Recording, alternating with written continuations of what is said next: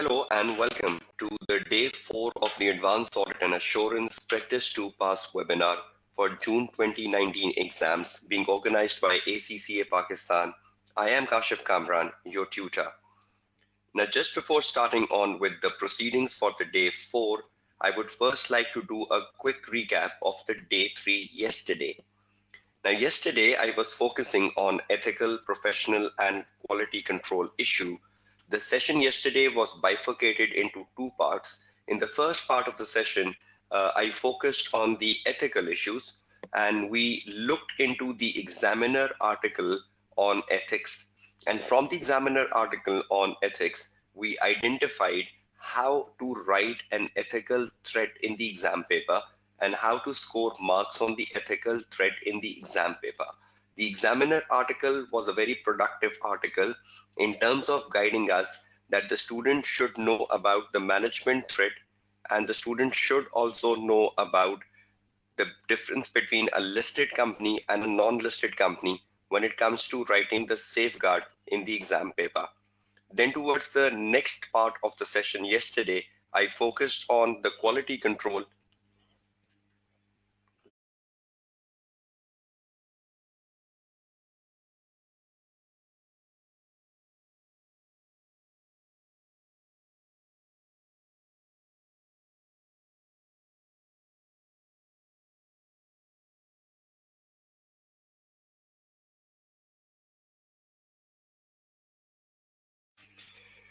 Okay, then into the second part of the live session yesterday on the day 3, I focused on the professional and quality control issues. There was another article by the examiner on quality control.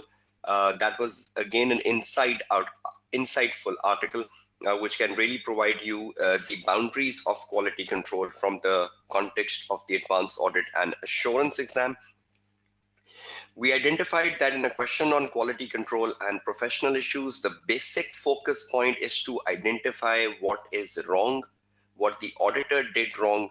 If you are capable of identifying anything which the auditor or the audit team did wrong, you need to identify that wrong thing and you need to justify why it is wrong, and you need then to write the implication of that wrong thing on the audit. So then you need to write an action or a safeguard. So it's a pretty simple equation, a question on ethical, professional, and quality control issue, where you just need to focus on a case study, try to identify anything which you believe the auditor has done wrong, whether that is an ethical dilemma or whether that is a professional or a quality control problem. The bottom line is a wrong thing picked up, then why it is a wrong thing and what's the implication of the wrong thing, and then you go down gaining your marks. The marking scheme was also clarified in the session yesterday, and I hope you had a sound knowledge of the topic yesterday, again within the constraint of the 3-hour session. Now that was just a refresher of the day 3 yesterday, just to keep you in touch with these sessions going on a day-wise basis. Now let's start on with the day 4, where the focus of the 4th day today is on other assignments.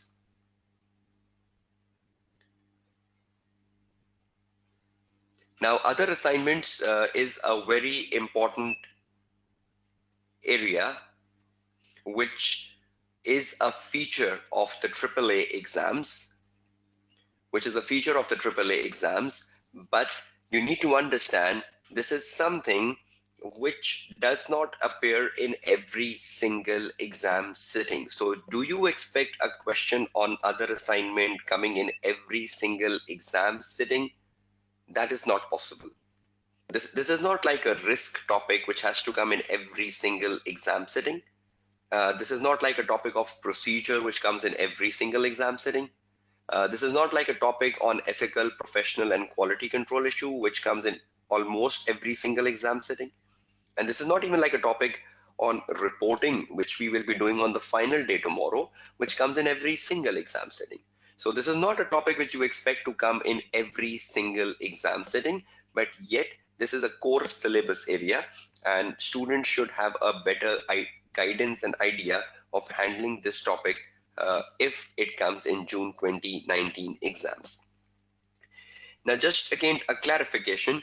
On the right hand side of my screen, if you see the previous sessions on this topic, in March 2018, I did this topic. Then in June 18, I didn't. Then in September 18, I didn't. Then in December 18, I did. Then in March 19, I didn't. And now again in June 19, I am doing this topic yet again. So you have access to March 18 webinar. You have access to December 18 webinar where you can access these topics. Now, the other assignments which I have chosen for this June 2019 session is forensic and audit of performance information. And the reason for that is two. The first reason is that due diligence has come in the last exams, which is March 2019. So there is no likelihood of a due diligence coming back to June 19 exams. And if you want to practice due diligence, you can practice the December 18 webinar. So no chances, right, for due diligence. Then comes the prospective financial information. The prospective financial information came in the September 18 exam when the format of the paper was changed. So again, the reoccurrence of a PFI looks dim. And again, if you want to practice the PFI, I have already done PFI in March 18 webinar. So you can access the March 18 webinar. If you want to revise the prospective financial information, you can access the December 18 webinar if you want to revise the due diligence. But considering they have appeared in the recent exam settings, the likelihood, the chance of forensic and audit of performance information is greater, and that is the reason of choosing them in the session today. And again, I have spent less time on these in my previous session. So let's start the journey on these two assignments for the session today. I have chosen some questions, again, questions which I have not done in the previous webinar purposely.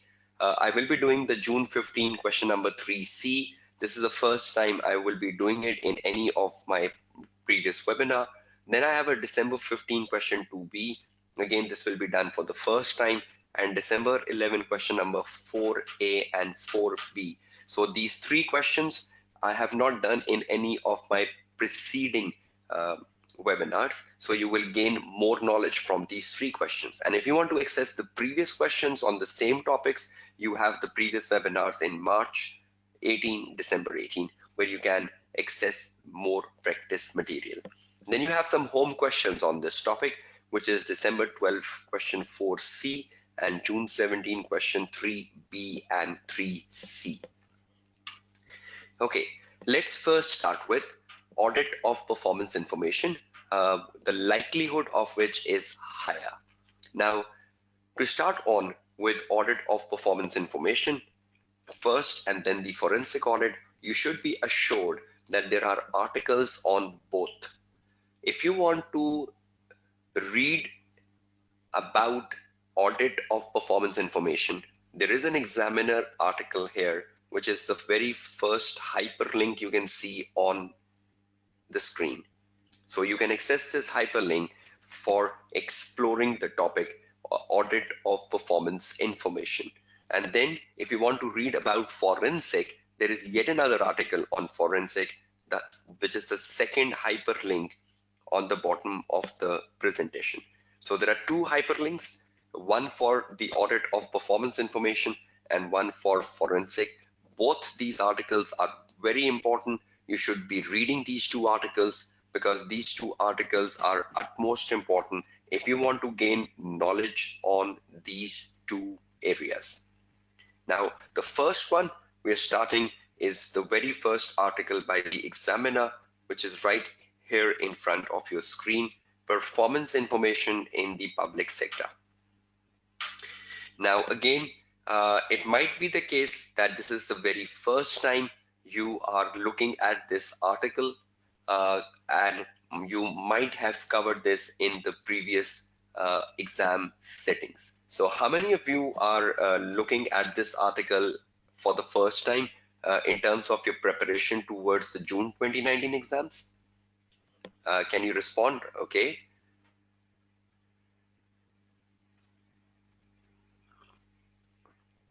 Oh, that's a greater number of students responding with that they're looking for this for the first time. Okay, that's interesting. So that's even good that you saw it for the first time a month before your actual exams coming up.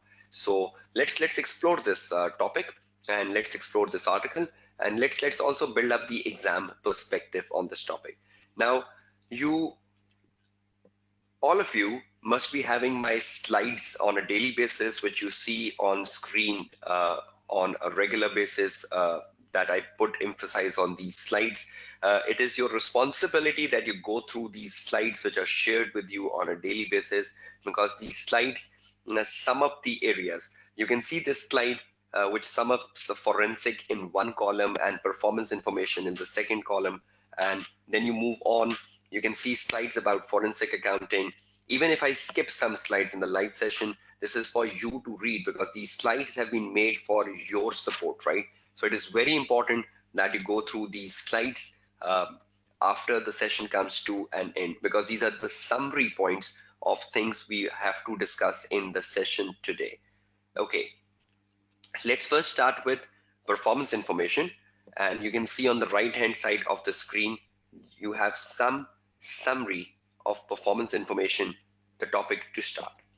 If you see the right hand side of the screen, ignoring forensic for the time being, you can see the heading performance information, and you see the first bullet. It says focus on procedures on verifying the validity of the performance information.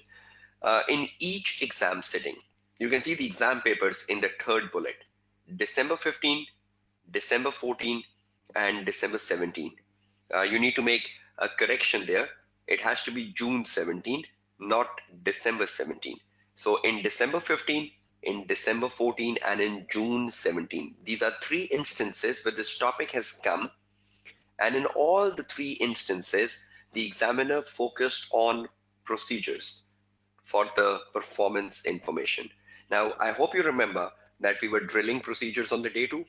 And I hope all of you remember the mnemonic we made for procedure, that the procedure should start with action, the procedure should have a source, and the procedure should have a purpose, ASP. All of you remember that? Yes or no?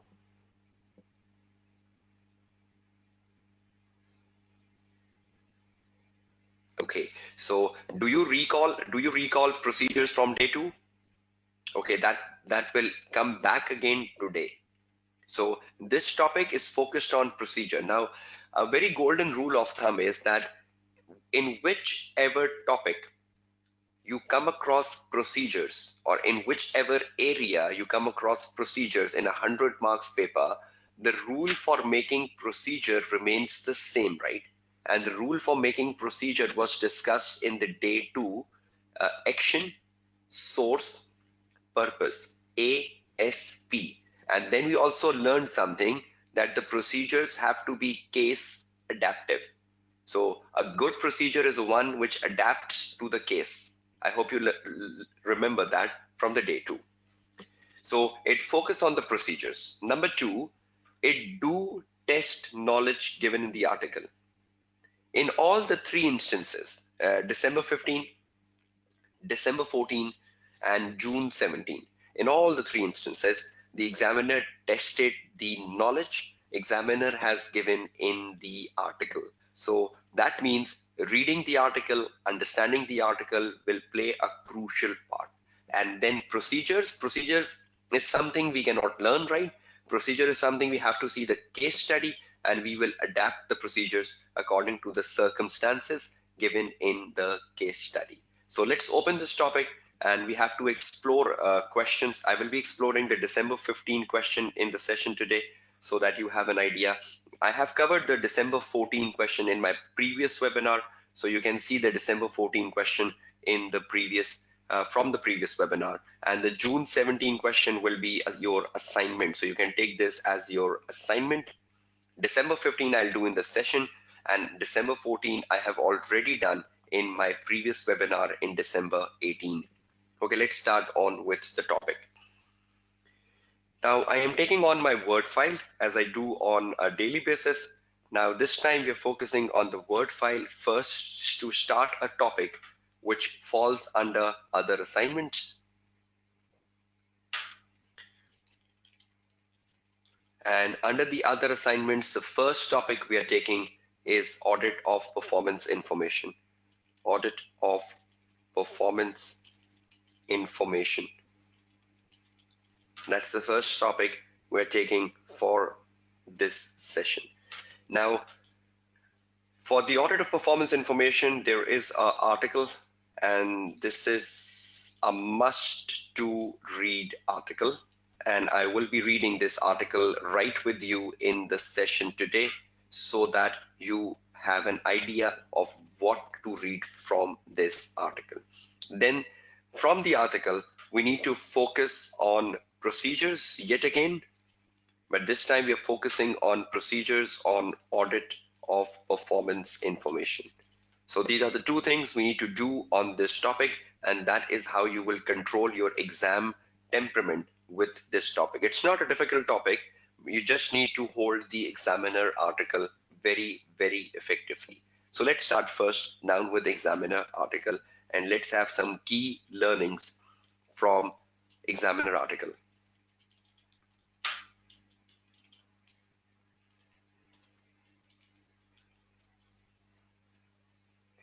Okay, now in front of your screen, you will see the examiner article, and we will take some key learnings from examiner article.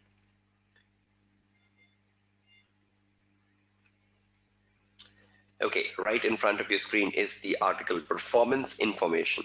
The basic title, the basic topic in the syllabus is audit of performance information, but the examiner in this article is covering performance information in the public sector.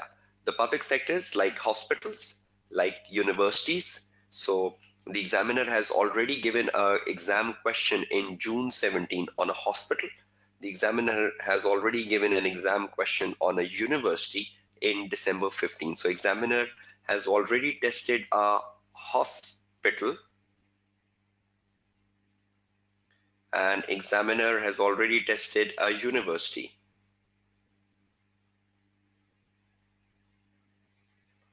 And interestingly, the hospital was tested in the June 17 exams, and the university was tested in the December 15 exams.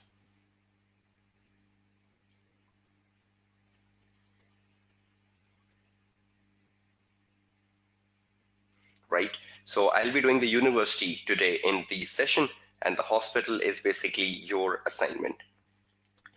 Now, when we go down and see what exactly is performance information, because you might be having a question mark, we're doing a topic, audit of performance information. You all understand what audit is, right? Audit is about examination. You need to examine. We are not examining the financial statements here. What are we examining here? We are examining something which is known as performance information. Now, all of you are familiar with the word audit, but you might be unfamiliar with the word performance information. You are more familiar with the word known as financial statements. So let's go back and drill the very first thing.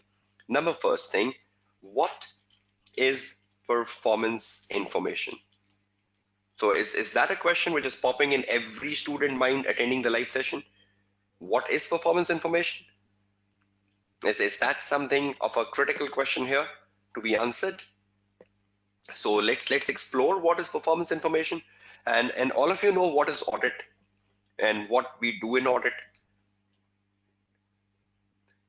Everyone sounds like, right? Audit is like an examination of something. Okay, let's see what is performance information.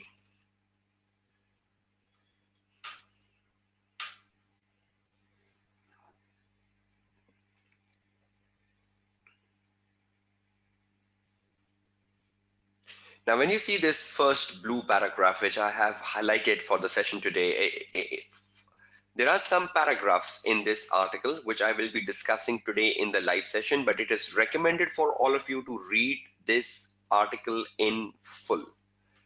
The first blue paragraph highlighted, I'm reading, the syllabus and study guide for P7, Advanced Audit and Assurance, both for international and the Singapore stream paper, includes a section entitled the audit of performance information. So what is given in the syllabus is this, the audit of performance information.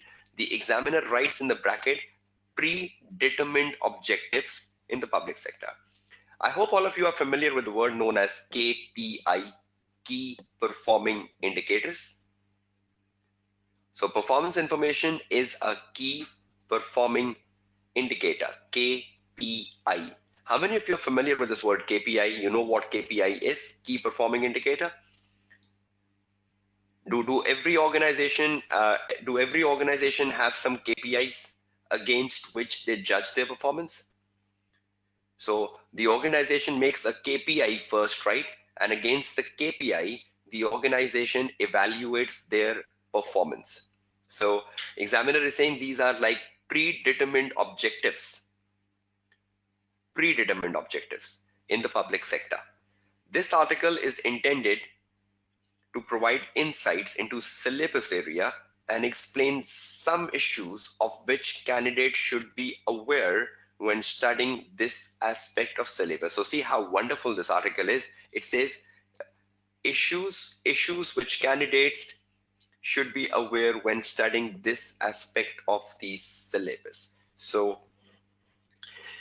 that's the introduction. Now let's go down and exactly see what is this. Now can you see this paragraph in front of your screen, which basically sets the tone of what is performance information, because we are trying to make a definition of what is a performance information, right? Candidates will be familiar with the concept of key performing indicator, and you all agree that you're familiar with this, right? So candidates must be familiar with the concept of key performing indicator, which are widely used by the private sector in relation to non-financial information such as social and environmental reporting. In December 14 exams, which I did in the December 18 webinar, there was a question on a private sector, and the private sector was showing the KPIs for social and environmental performance. So examiner has already tested a question on social environmental performance in December 14 exam, which I did in the December 18 webinar. Then the examiner says, there have been several examination requirements in the past P7 exams focusing on this syllabus area. So have I mentioned you how many times this topic have come in past papers? December 14, December 15, and June 17, right? And I have already made clear which question will I be doing today and which you have to do as an assignment. Now the examiner comes to the point and says, in the public sector, the same principle apply. Now see the definition. In the public sector, the same principle apply in that the target KPI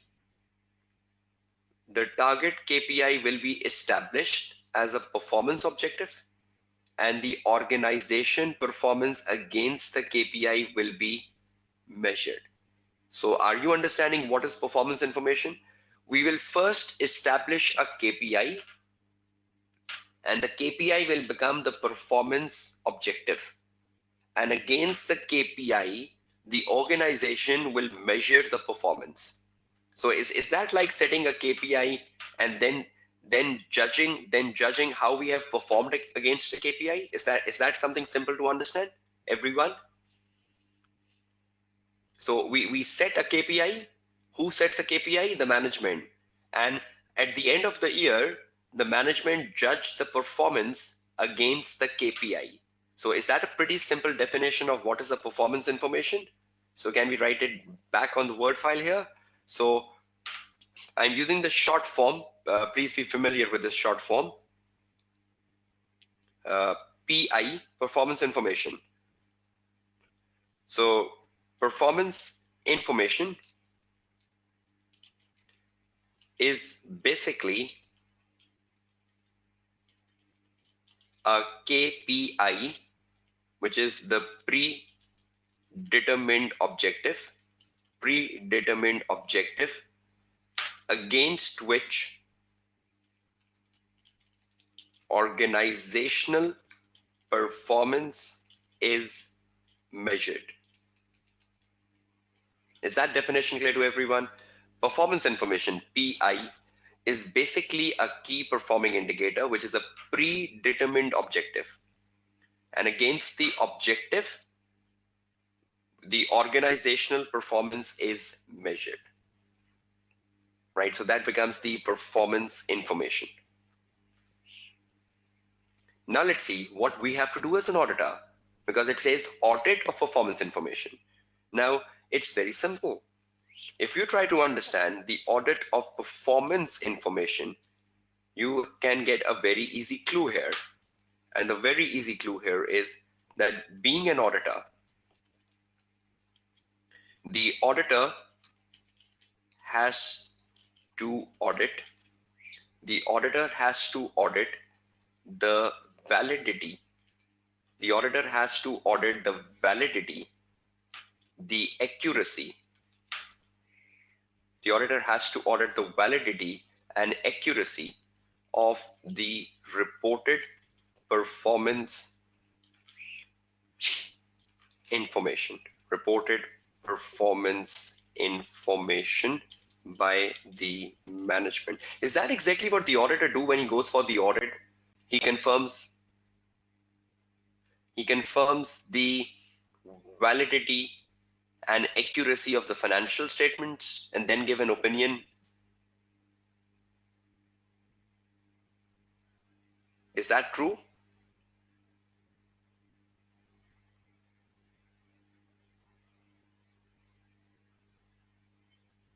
Right? So over here, what is the auditor doing? The auditor is confirming the validity and accuracy of what? Of the reported performance information. Of the reported performance information by the management. So audit is basically the same thing, right? Whether we do audit of the financial statement or we do audit of the performance information. If something has been reported by the management, is it the auditor's responsibility to assure the validity and accuracy of that? Is that something very simple? Again, respond with a yes and no. So if something is reported by the management, is the auditor interested to assure the validity and accuracy of that? So isn't it something pretty simple? This topic is audit of performance information. I hope you're clear with the title here. Is everyone clear with the title?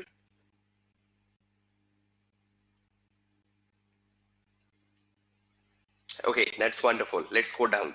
So auditor has to audit the validity and accuracy of the reported performance information by the management.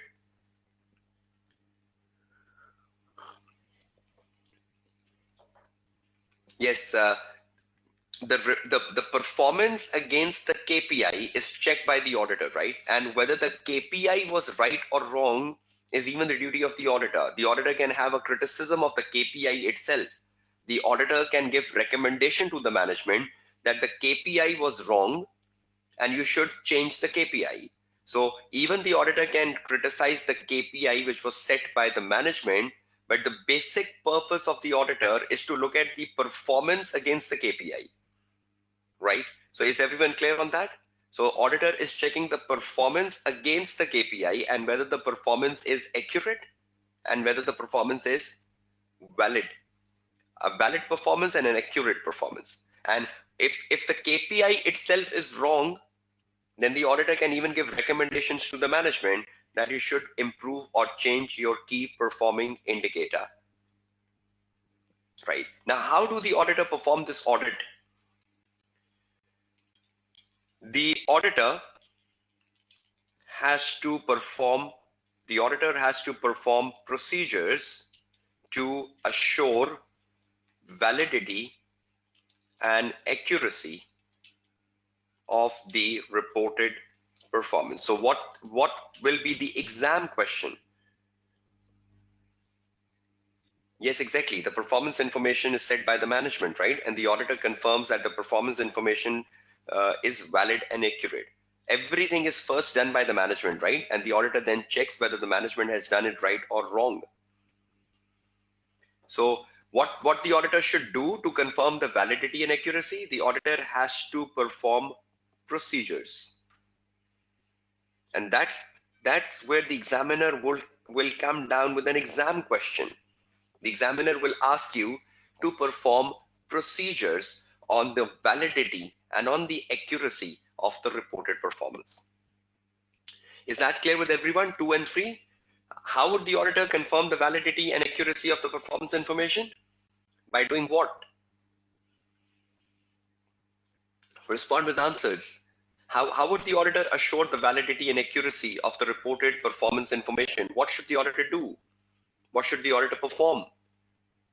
Procedures, right? So is everyone clear that the procedures will be performed to confirm the validity and accuracy of the financial statement of the performance information? And please remember one thing, that the audit of performance information is a separate assignment. It is a separate assignment. It has nothing to do with financial statement, right? Because Sohaib, you're asking a question. It has nothing to do with financial statement. It is a separate assignment. It is a separate assignment, and it is taken as a separate assignment. So it is a dedicated separate assignment. Okay, now comes to the bottom line.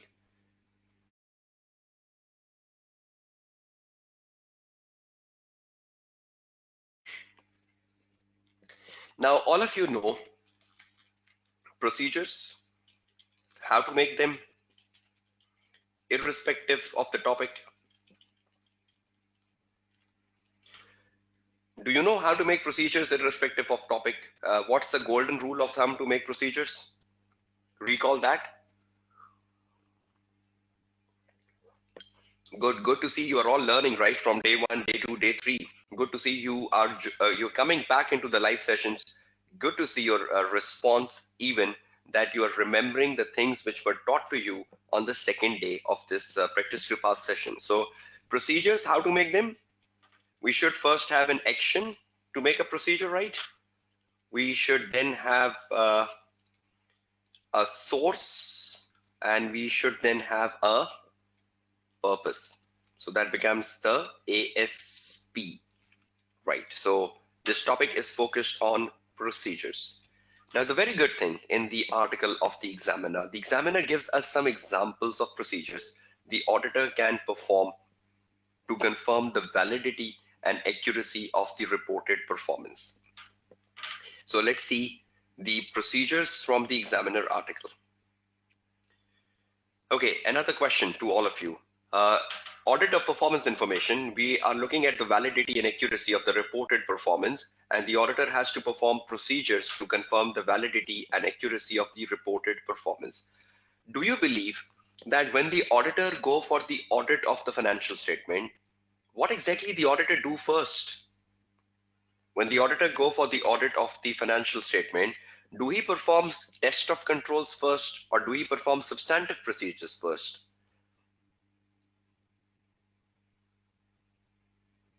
So when the auditor goes for the audit, uh, do the auditors see the internal control systems first and substantive procedures after? Do everyone has that knowledge? So when we are doing the audit of the performance information, when we are doing the audit of the performance information, will we be concerned about the systems through which the performance information is generated? Would we assure that the systems in the organization which produces the performance information is good, are effective? So should we see the systems through which the performance information is generated? And if the systems are fine, then can there be a validity and credibility of the performance information? So auditor will review the systems. Auditor will review the systems which generates the performance information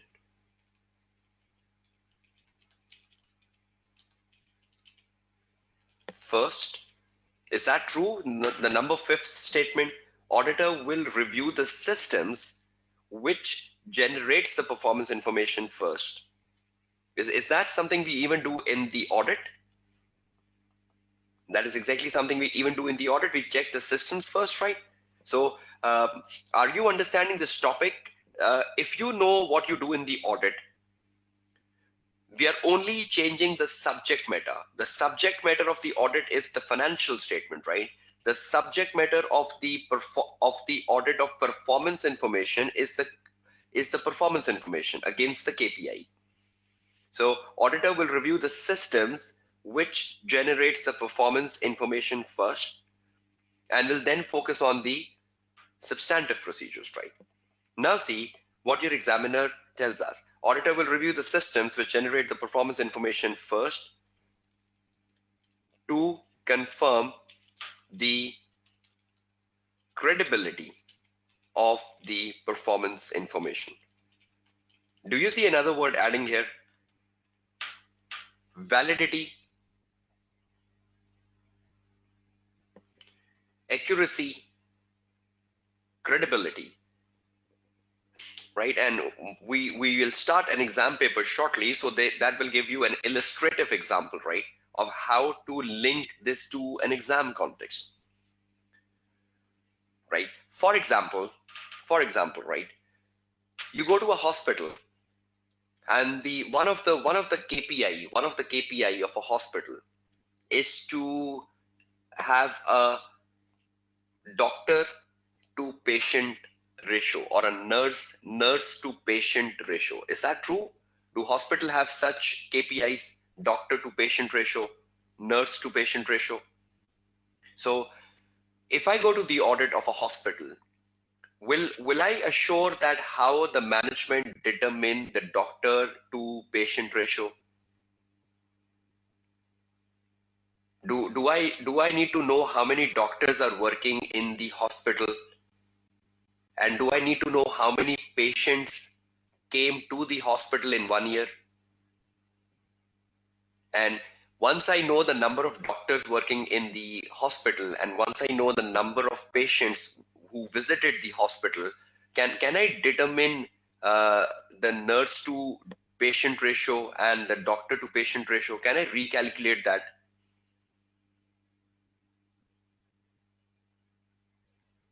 Right? Now, take another example. Reduction in the CO2 emission is a KPI. Now, how difficult this KPI is? Reduction in CO2 emission, reduction in pollution. The management has set the objective. Now, against this objective, the management is showing the performance that each year their CO2 emission is going down. Now, is it easy to verify the CO2 emission going down each year? Is it easier to verify the nurse to patient ratio? Is it easier to verify the nurse to patient ratio? Okay. And is it easier to verify the CO2 emission?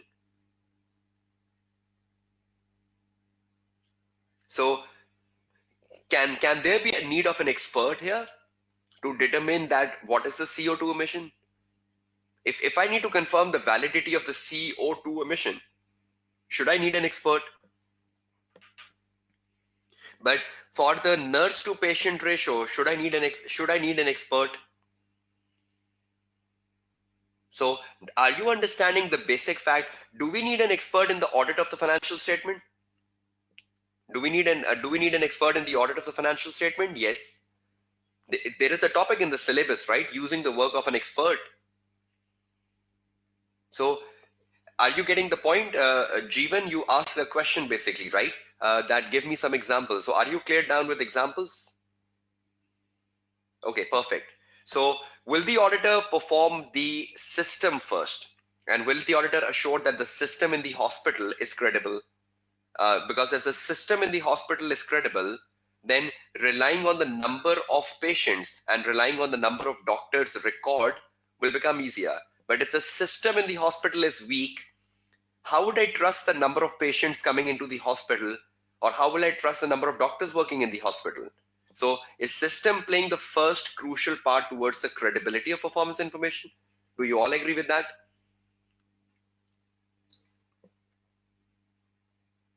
Okay, and is everyone sound on the topic so far? Are you getting the understanding of this topic? Because many of you said at the beginning of the session that you're doing it for the first time. So does it seem difficult so far?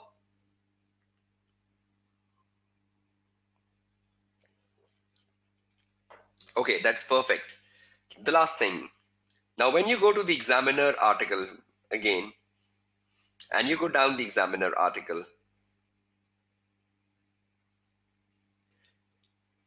can you see in front of your screen, there is a blue box which I have highlighted, and the heading of the blue box is Audit Procedures May Include. Now, the examiner is telling you in the article on audit of performance information, audit procedures may include, right? So, audit procedures may include, see the list. Examiner says audit procedures may include test of controls on the system used to generate performance information. Why are we doing test of controls on the system used to generate performance information? To confirm what? To confirm what? Give me an answer. To confirm the credibility of the systems, to confirm the credibility of the system. If the systems are credible, will that reduce my substantive procedures? If the systems are credible, will that reduce my substantive procedures? Sohaib. And if the systems aren't credible, will that increase my substantive procedures?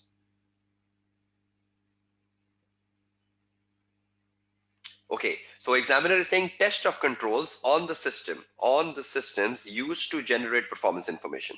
Number two, perform analytical review perform analytical review to evaluate trends. What was the nurse to patient ratio this year? What was the nurse to patient ratio last year? What was the nurse to patient ratio over the 5 years? Can I do the analytical procedures to gauge the trend of the nurse to patient ratio over the last 5 years? I can do that, right? Okay, can I do the analytical procedures on the CO2 emission, that how much had been the CO2 emission over the last 5 years? Can I see what, is it increasing, is it decreasing? So can I gauge the trend in the CO2 emission, the increasing and decreasing trends? Right? So do you all understand the importance of analytical procedures, right? Analytical procedures are used basically to gauge the trends. Number three, discussion with management, another procedure. We can discuss many things with the management, right, in the course of the audit. Discussion with the management. So if I need to ask something about, suppose there is an unusual trend, there has been a dramatic increase in the nurse to patient ratio, or there has been a dramatic fall in the nurse to patient ratio. So should I discuss with the management to know what are reasons for that? Is that true?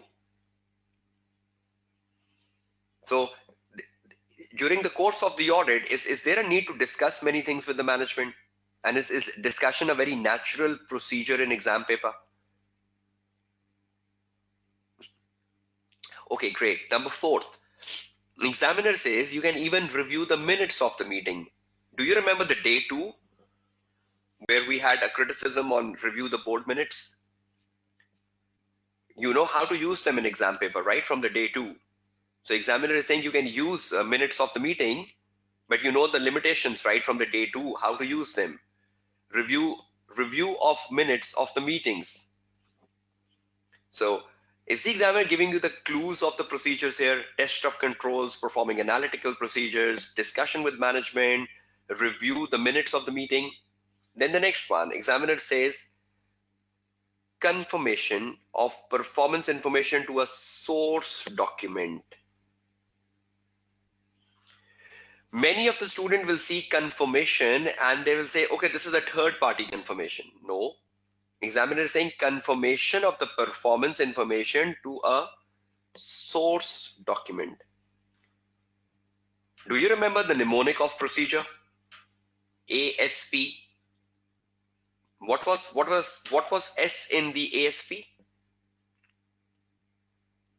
Source. So is the examiner saying confirmation of the performance information to the source? Nurse to patient ratio. What is a source document? What is a source document to know how many patients visited the hospital?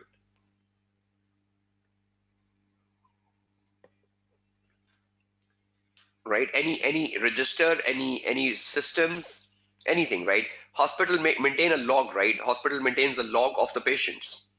So how many doctors are working in the hospital? Will I have a record? Will I have a source document of the number of doctors working in the hospital? The HR records. So is there a source of things to check? And is checking the source of things important? Right? So examiner is saying the source document. And the last thing the examiner says, recalculate. Now, can we recalculate the nurse to patient ratio? Recalculate. So has the examiner given you a clue in the article? Just recap. Examiner is saying you can make a test of control, number 1, T. Examiner is saying you can make analytical procedures, A. Examiner is saying you can do discussions, D. Yes, exactly, Jamshed. We understood that on the day 2. Procedure without a reason is useless. I hope you remember the ASP. Purpose. A procedure without a purpose is useless. So T is the test of controls. A is the analytical procedure. D is the discussion with the management. Then M is the minutes of the meeting. M is the minutes of the meeting. S is the source document. Can we confirm the source documents? And R is the recalculation. R is the recalculation. See? So we can learn something for exam paper. TADMSR. T is the test of controls, A is the analytical procedure, D is the discussion with management, M is the minutes of the meeting, S is the source document, and R is the recalculation. Sunika, for example, management has given a donation of $1 million. Can we confirm the approval of the donation from the board minutes?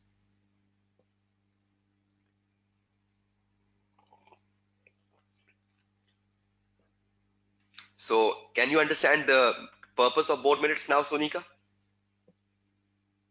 And COSAW, yes, we can use this for other procedures even, if you are clever. The student is asking, can we use the TADMSR for other procedures? Yes. Test of controls, analytical procedures, discussion. Are they not normal procedures? Are they not natural procedures we do elsewhere in the paper as well? We do. Don't we perform recalculations elsewhere in the paper? Analytical procedures elsewhere in the paper? Recalculations elsewhere in the paper? Minutes of the meeting elsewhere in the paper? So can we use these procedures elsewhere? Yes, we can. So what is the mnemonic TADMSR? Everyone remembers? Can I go back on the word file and write it? Procedures. Examiner says procedures is equal to TADMSR. And will all of you remember the TADMSR? Because we need to start an exam paper. Recap. T is the test of controls, TOCs. A is the analytical procedure.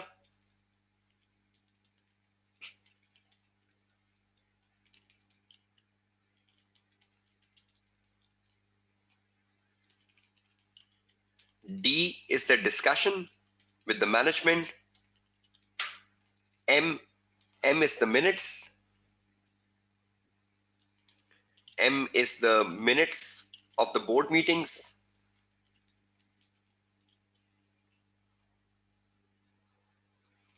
Right? Then we have S. S is the source document. And R is the recalculation. So will that be remembered for exam paper? Is that easy to remember for exam paper? So how you are finding this topic so far?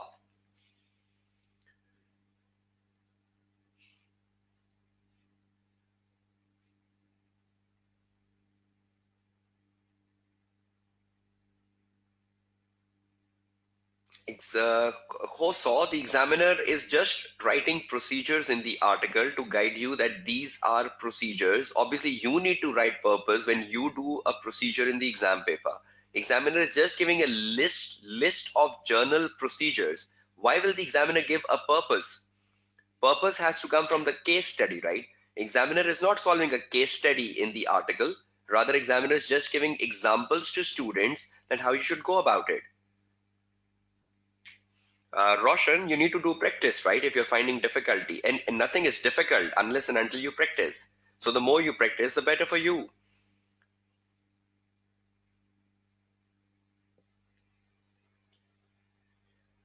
Jeevan, you need to read the article for the rest of the informations you're asking, right? These are very normal things. You need to explore the article, and you will get to know the questions to your answers to your questions. Okay, back to the topic. So is everyone clear about the procedures to do on this situation? Yes, exactly. TAD is the actions, test of controls, analytical procedures, discussions. They're all like actions. Okay, perfect. Let's go down with an exercise now. Recap, focus, audit of performance information. Is everyone clear on the title? Audit means to examine.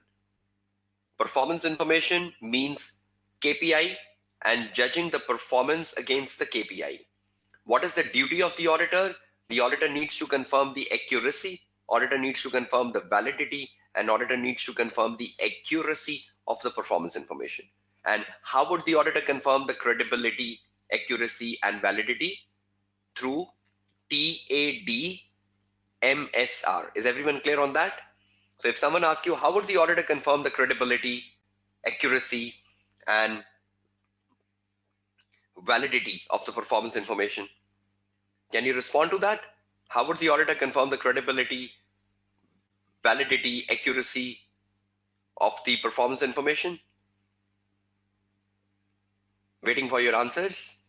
Through TAD MSR. Perfect, perfect. With procedures, procedures, performing procedures. Good answers. Okay, let's put a question in front of you. See if you can handle it. Okay, right in front of your screen is a December 15 question. And please remember that this topic, audit of performance information, never comes in a full question. It normally comes for 10 marks. In all the three exam settings, it has come for 10 marks. So 10 marks means it's not a complete question, it's a part of a question. Now, the question you're seeing in front of your screen, if you go down and you see the B part of the question, in the B part of the question, can you see a table?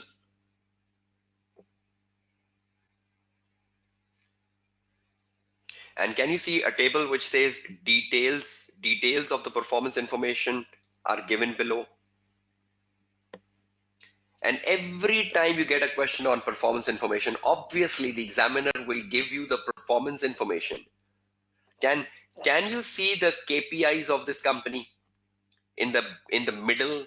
Percentage of students who complete their degree program, percentage of students achieving a distinction. So for a university, see the KPIs of the university: graduation rates, academic performance. Are these important KPIs for the university to see the graduation rates, the academic performance, how many student gets jobs, and the course satisfaction? So can you see the KPIs in the first column? And can you see the performance? Can you see the performance in the last column here? Can you see the performance in the last column? 85%, 20%, 65%, and 70%. So what the auditor needs to verify? Is the auditor verifying the column 1, column 2, or the column 3?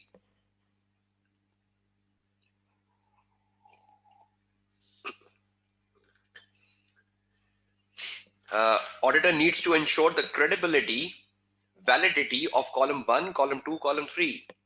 Obviously column 3. Column 3 is the results. An auditor needs to verify the credibility of the results. Auditor needs to verify the validity of the results. So where is the results? Column number 3. So should the auditor confirm the validity of 85%? How the management got this 85%? So should the auditor confirm 85%? Should the auditor confirm 70%? Should the auditor confirm 65%? And do the auditor needs to perform procedures for that? Procedures for that? Now, can you see the requirement of the examiner down under?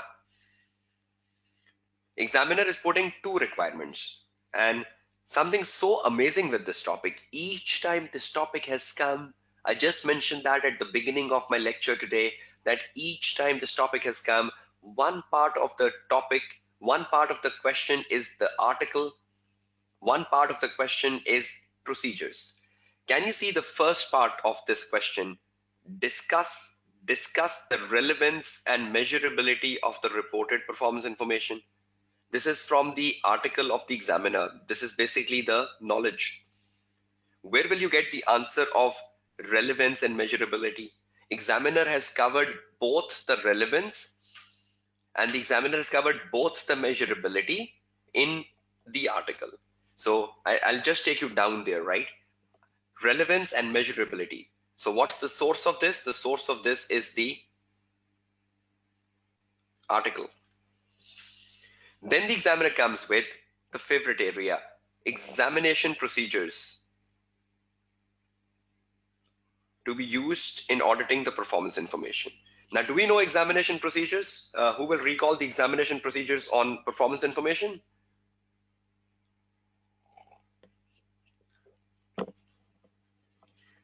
Yes, TAD, MSR. Will we apply all of them in exam paper, or will we see the need in the case study? Should procedures be rote learn, or should procedures be case specific? So do I close my eyes in the exam paper and start to apply TAD, MSR, or will I see, is there a need to apply T? Is there a need to apply A? Is there a need to apply D? Is there a need to apply M? Because many of the students will say, okay, I got a rule, TAD, MSR. Okay, let's do all of them. Will I look at the case to assure whether there is a need of a T, need of a, need of a D, need of an M, need of an S, need of an R? Is adaptive must? So are you getting that knowledge? Adaptive is must. We need to adapt. Okay, wonderful. Okay, now let's see, discuss the relevance and measurability of the reported performance, right? What is the relevance of the performance information? For a university which is in the case study right in front of you, what is the relevance of the performance information? What is relevance of anything? Relevance to whom? If the university is showing the performance information, for whom? For whom the university is showing the performance information? Students, exactly. That's a good answer. That's a good answer, Arun Kumar. So wonderful answer. So that means we need not to read the article here. We have a common sense, and a common sense is better than the article, right? So relevance. Relevance is versus what? Relevance versus stakeholders.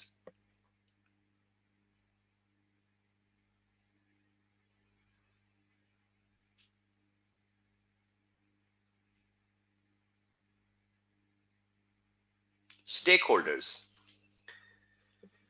So if the information published by the university should be relevant to whom? Should be relevant to the prospective students, prospective teachers, right? Anyone connected to the university. If the hospital is publishing the information, then that information is relevant to the patients, to the doctors. So every organization have stakeholders. Every organization have stakeholders.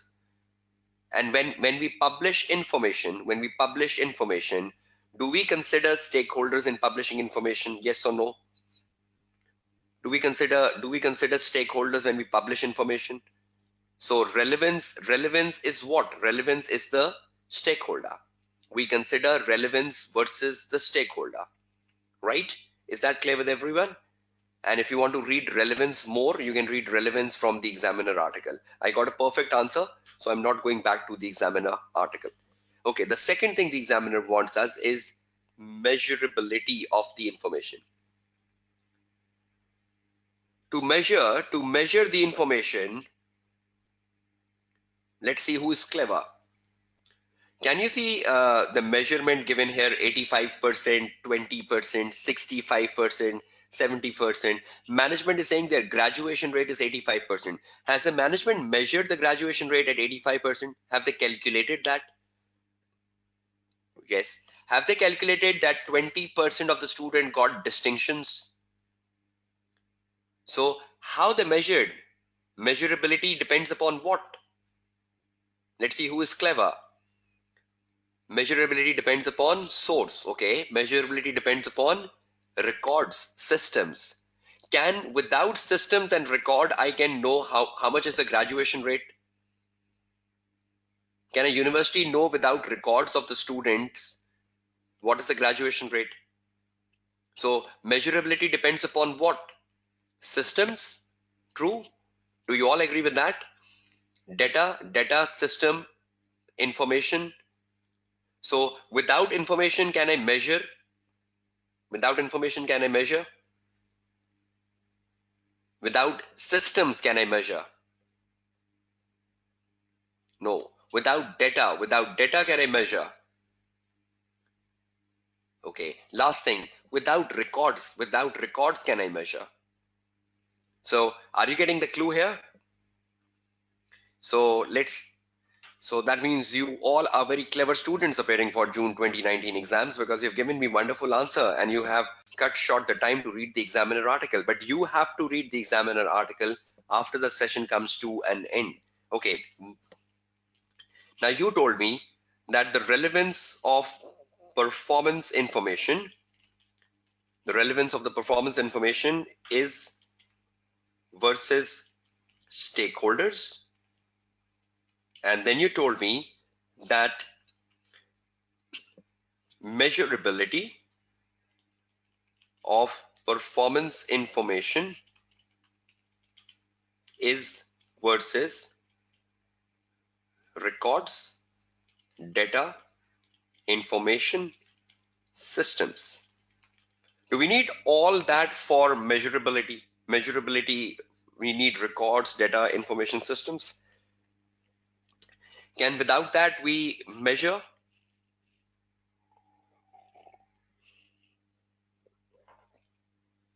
No. Okay, now listen to a question very carefully. I need your response. Listen first. How much time for a hospital, right? For a hospital, how much time an ambulance take to respond to an emergency?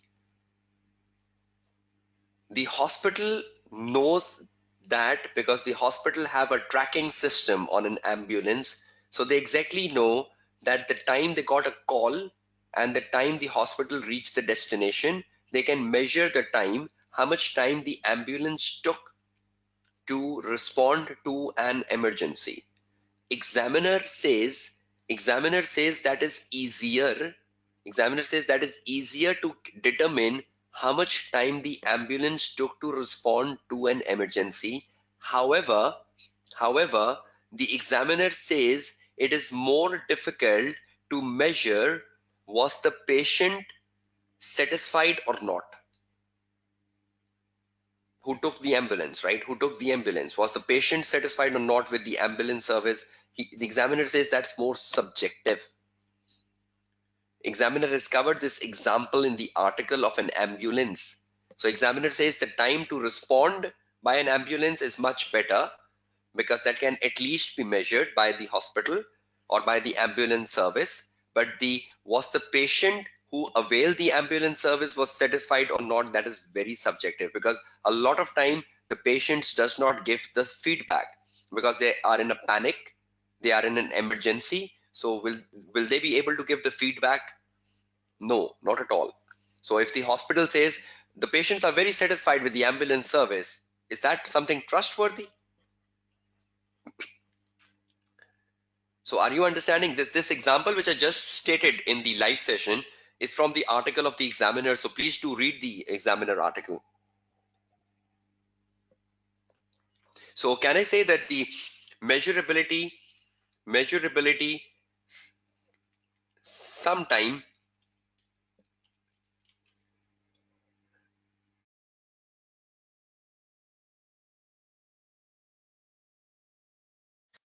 measurability sometime can be difficult or can be subjective? Is that true? Do you agree with my statement in the in the context of the ambulance example I just given you? Do you all agree with that? Okay. So is everyone clear on relevance? What is relevance? And will you read the Examiner article for relevance? Okay. Measurability, is everyone clear on measurability? And will you read the Examiner article for measurability? Okay, just let me show you here that at least you know this is in the Examiner article. Uh, when you read the Examiner article, right, uh, can you see this paragraph? It starts with relevance mean. I'm not doing that in the session, but you have to read this paragraph, relevance mean. So Examiner is covering the relevance in the article. Can you see that on your screen, everyone? Right? Okay, and now can you see a paragraph here above? Can you see the paragraph on your screen just from where the bracket is starting? Measurability means, can you see this here? Measurability means. So will you read these paragraphs from the Examiner article to know what is measurability? So do you got an idea that Examiner tested the measurability and relevance from where? From the article. So is it important to read articles before going to exam hall? Because if the examiner says measurability, where it is coming from the article, relevance, article. So if the examiner tests something, most of the time that tested thing is in the article. We never read articles properly before going to exam hall, and that is the time, that is the problem, that most of the time we get panic in exam paper. Please make it a habit of reading examiner articles as something must before the 3rd of June. Is everyone clear? Can I leave the article on your side now? Will you download this article? Will you read this article? Audit of performance information from the website. Can I trust all of you on that?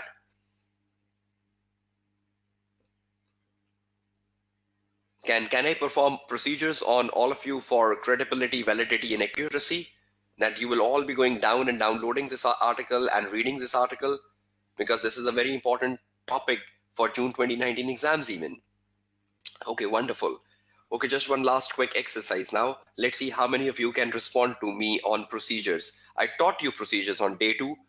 We just had a discussion on procedures today, TADMSR. Now let's go one by one and see. The graduation rate is 85%, right? Let's take that on the word file, and I'll be asking you questions and you will be responding to me. So we'll do a brainstorming and let's see how good procedures we can get through brainstorming. Procedures. We're doing this on December 2015 question. Question number 2, B.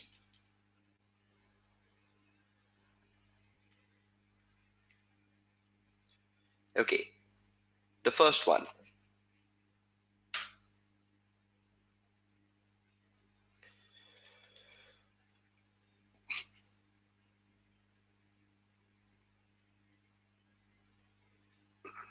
The graduation rate, and the graduation rate is 85%, right?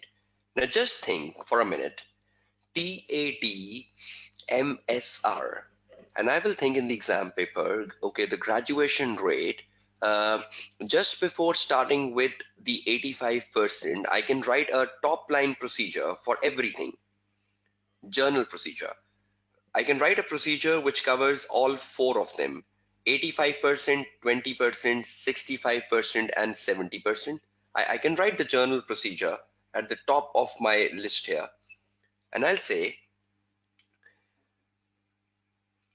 review the internal control systems in place at the university. Review the internal control systems in place at the university to confirm the overall credibility of the performance information generated by the management. Is that a procedure which covers the credibility of 85%, 20%, 70%?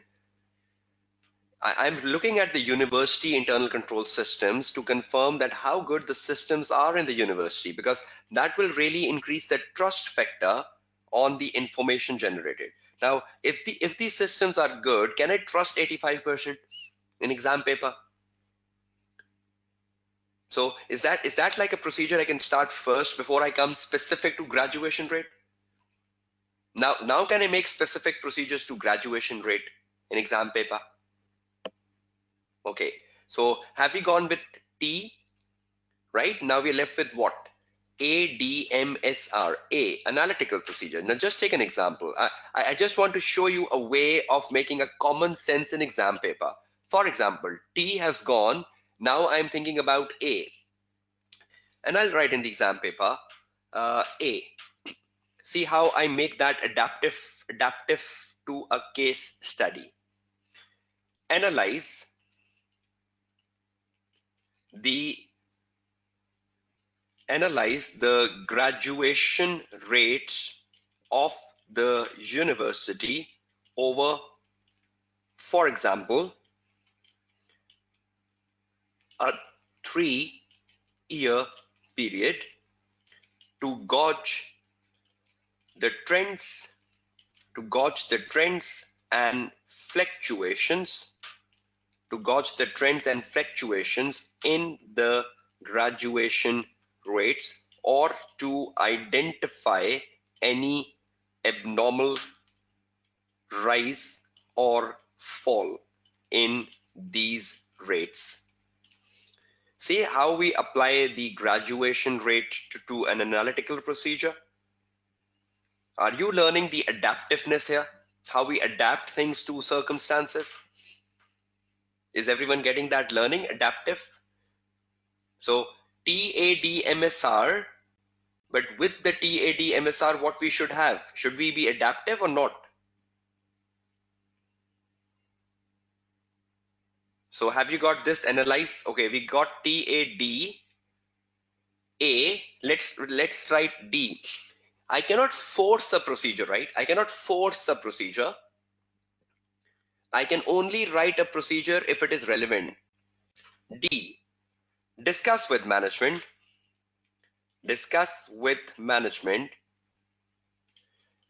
any unusual fluctuations in the university graduation rates,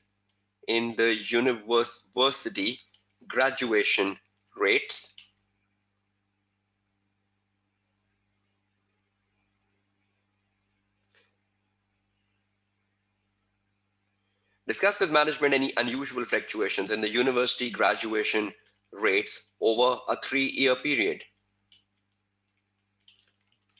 3-year period is just an example, right? So can I discuss any unusual fluctuations in the graduation rates with management to know the reasons for that? To confirm the reasons thereof. So am I breaking the rules I set on the day 2?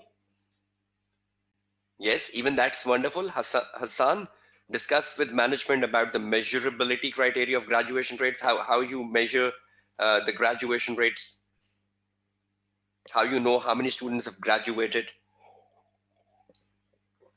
So am I doing something against what I set on the day 2? No, graduation rates will change, right, every year, Hamad, right? How can they be same every year? The graduation rates, they fluctuate, right? ACCA pass rates for AAA, Do ACCA pass rates remain the same in every quarter? No. Sometimes they're high, sometimes they're low. Sometimes more student pass, sometimes less student pass. So we can do the trend analysis, right?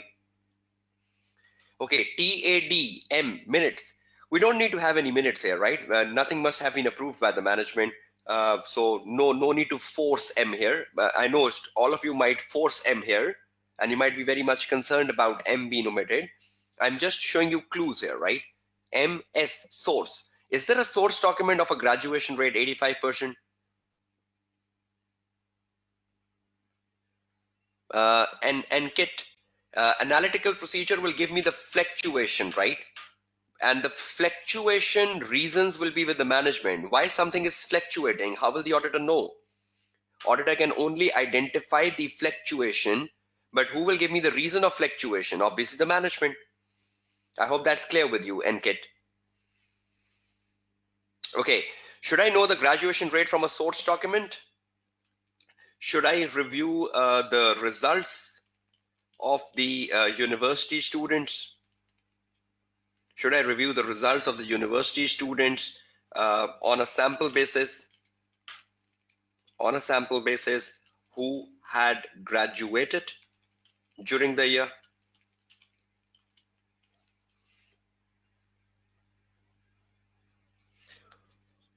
Right? Should I review the results of the university students on a sample basis who had graduated during the year to confirm the authenticity of the graduation, to confirm the validity of graduation, that yes, indeed they were graduated, to confirm the validity of graduation? And can I recalculate the graduation rate? Recalculate the graduation rate.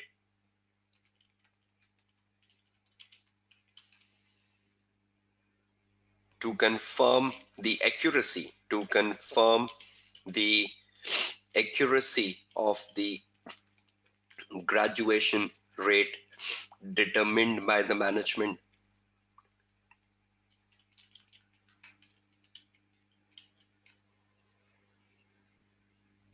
So did you got some application here? Did we got internal controls on the top T?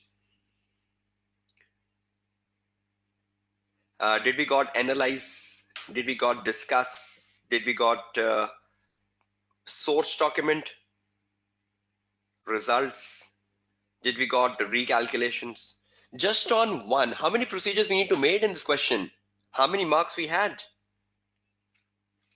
We had 10 marks. An examiner was saying the marks are split between 1 and 2. So 5 marks for discuss the relevance and measurability, 5 marks for recommend the procedures. So how many procedures we need to make? 5. Just on the very first one, how many we made? Let's count our procedures. 1, 2, 3, 4, 5. Just we made 5 on the very first one, the graduation rates. Are you getting the track of making procedures, everyone? Can you continue making procedures on the other areas in this question? 20% distinctions. Can I ask management the distinction criteria? What is the distinction criteria of the university? So can I ask management, discuss with management the distinction criteria of 20%? Should I know the distinction criteria of the university? Yes or no? So can I discuss with the university management the distinction criteria? Can I recalculate the 20%? Can I recalculate the 20%? Can I see the certificates of the students who were awarded the distinction? There must be a source document, right? You must have there must be a source document of distinction, right? In the university, you must have emailed them, or there must be a letter of distinction. There must be a copy of that letter with the management. I can just review the letter of distinction. So are you getting the track? Are you getting the clue how to go about this topic, audit of performance information? Okay, now give me answers. I need to shift towards forensic. Listen to my questions, respond to them. Number 1, will you read the article for audit of performance information?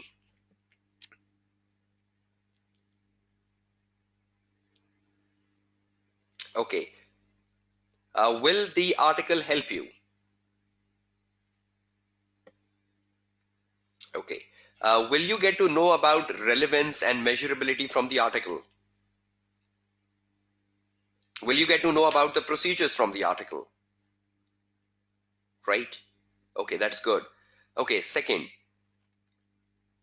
will you complete this question December 15 first yourself and then you will see my answer because the answer of this question has been shared with you. But will you complete the question yourself first, then reconcile your answer with my answer? Okay. June 17 is your assignment. That's given on the presentation slides, right? And if you want to do the December 14 question, I have already done that in the December 18 webinar, which was on social and environmental performance. So if you want to see the performance information in the context of social environmental performance, you can see my December 18 webinar for that. Okay, just one last thing from this particular topic, which cannot be ignored.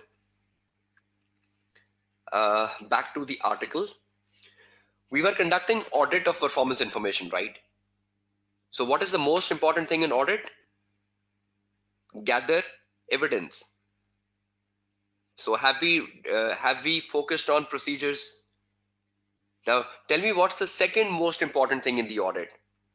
Is to issue a The second most important thing in the audit is to issue what? Assurance report. Okay. Let's see, has the examiner given us a clue on reporting here? You go down the article and you will see this paragraph here, reporting on performance information.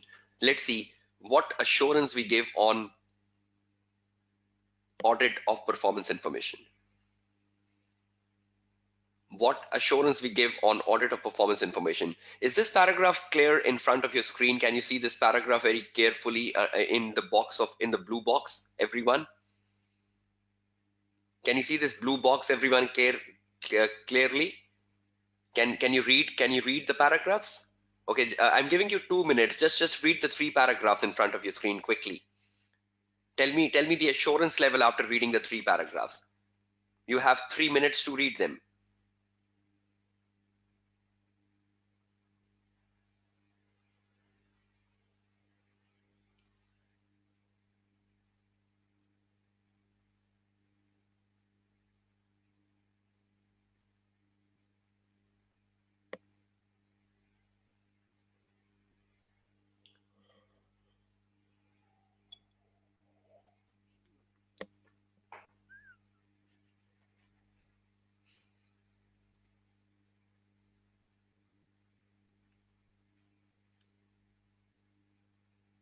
Okay, do raise your hands, right, once you are done with the reading of the 3 paragraphs, which is in the blue box.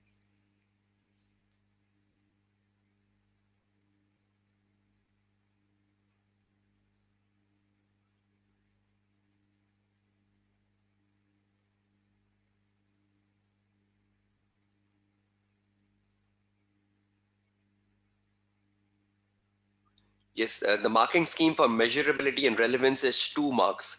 Anything which is of knowledge, right? The knowledge marks are 2.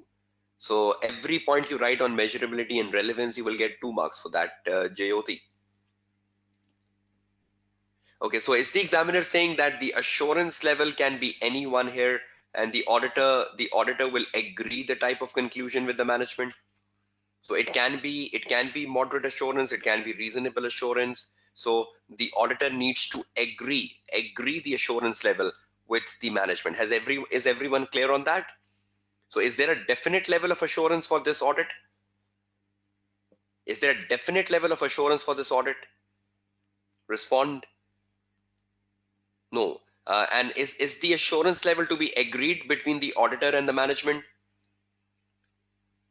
Right? And can it be any reasonable or moderate? So can I write that on my Word file just to complete this topic off?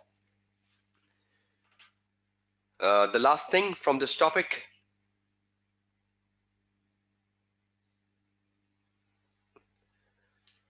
reporting on performance information.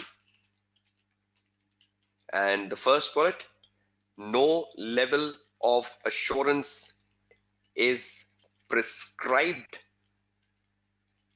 so the auditor has to agree. Auditor has to agree on the assurance level,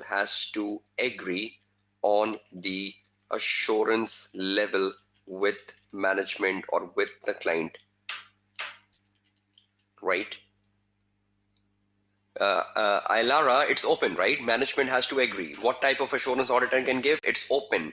You need to agree that with management. So we cannot conclude on that because it's been very clearly written that you need to agree that with management. If the management wants a reasonable assurance, you'll give reasonable. If the management wants a moderate assurance, you'll give a moderate assurance. Sonika, no such thing has been covered in the article. But again, if you read the complete article, you will get many answers to your questions, but nothing such has been discussed in the article. Is everyone clear on this topic? Have I covered the major parts of this topic with you? Uh, the topic focus on procedures and knowledge. Knowledge comes from the article, procedure comes from common sense. Everyone knows procedure, TADMSR, and everyone knows procedures have to be case specific. You cannot underestimate this topic for June 2019 exams. So it's better you give a proper time to this topic and assure that you know how to write procedures and you know the good things from the article, the important things from the article. Is that clear with everyone?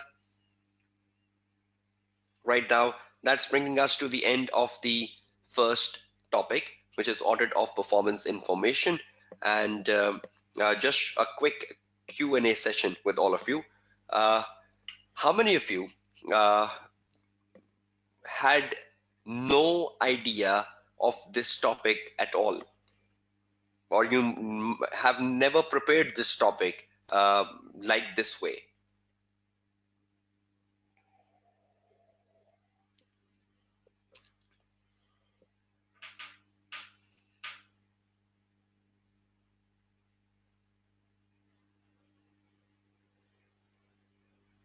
Yes, Madhya Ahmed. Yes, Madhya Ahmed.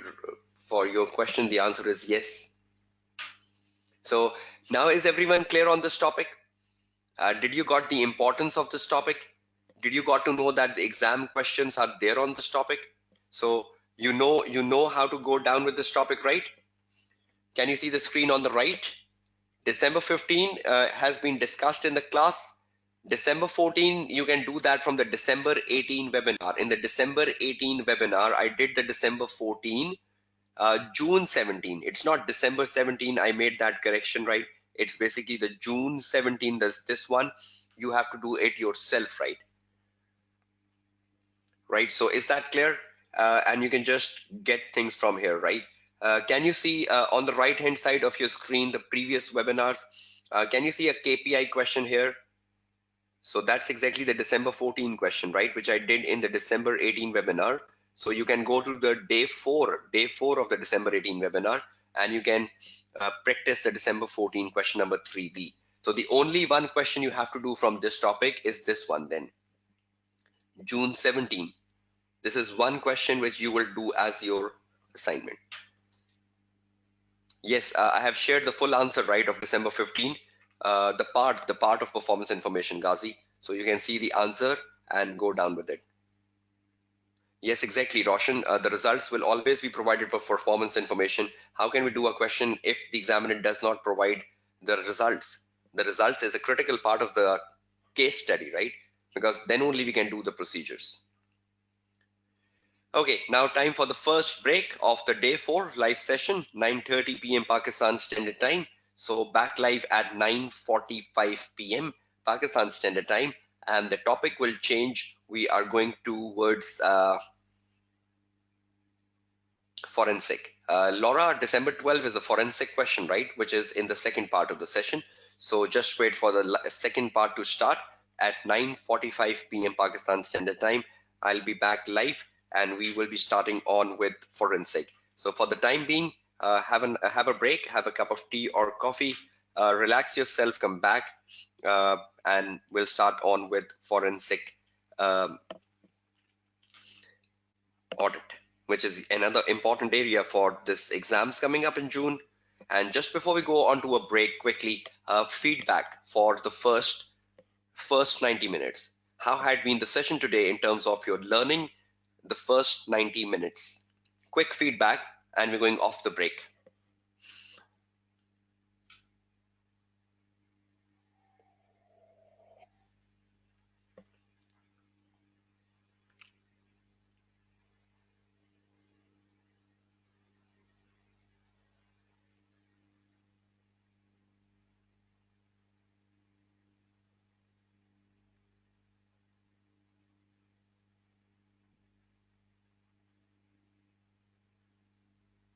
Okay, off to a break, 9:45 p.m. Pakistan Standard Time. I'll be back live, and we are starting on with forensic. So if you have any confusions and problems in forensic, do join me at 9:45 p.m. Pakistan Standard Time for the last 75 minutes of the day 4, where the focus will shift now on forensic. Have a break and come back fresh to the session.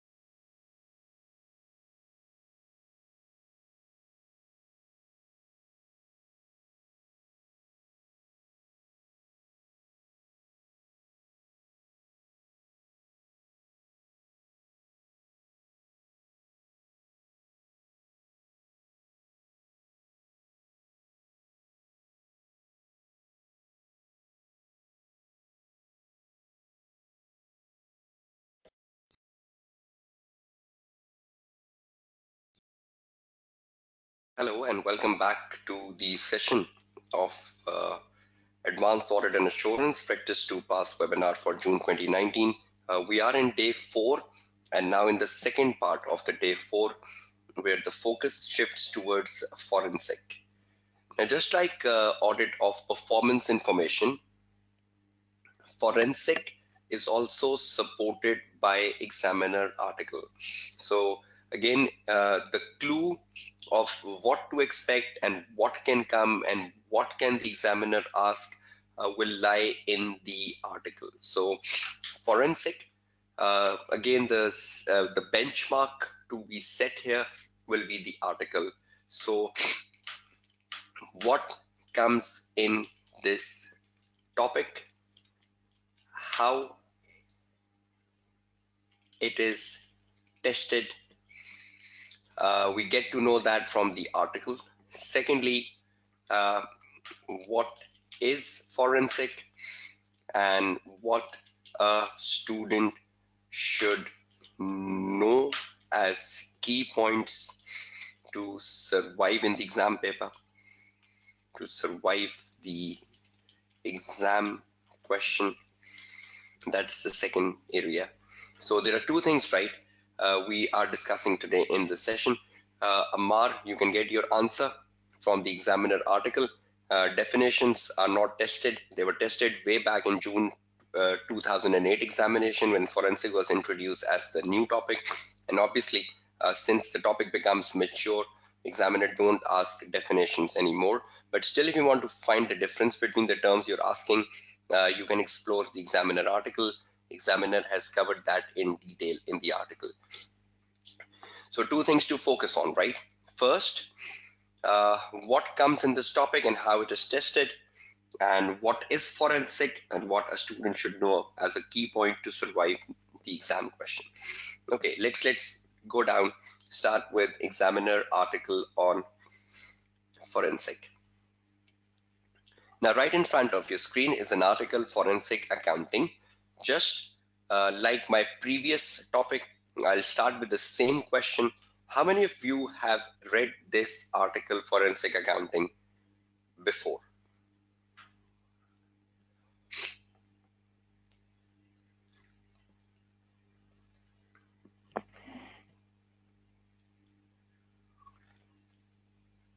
Okay, so that means many of you are doing this article for the first time.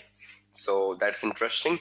I never understand why you students don't give time to the examiner article when that is the most important resource ACCA publish for students. I hope with my sessions, I have disseminated that message among students, the importance of reading articles. Have you realized that in the last 3 days or so, how important reading articles are for topics?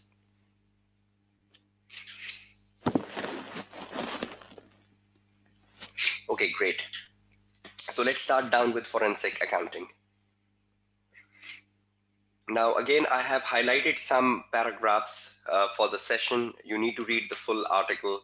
If you see the two lines in the blue, it says forensic accounting has been a regular feature in the paper P7 exams in recent sitting. This is not a very new article.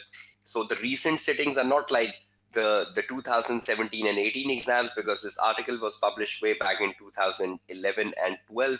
So it's quite an old article on the ACCA website, but still covers the subject matter, which is forensic.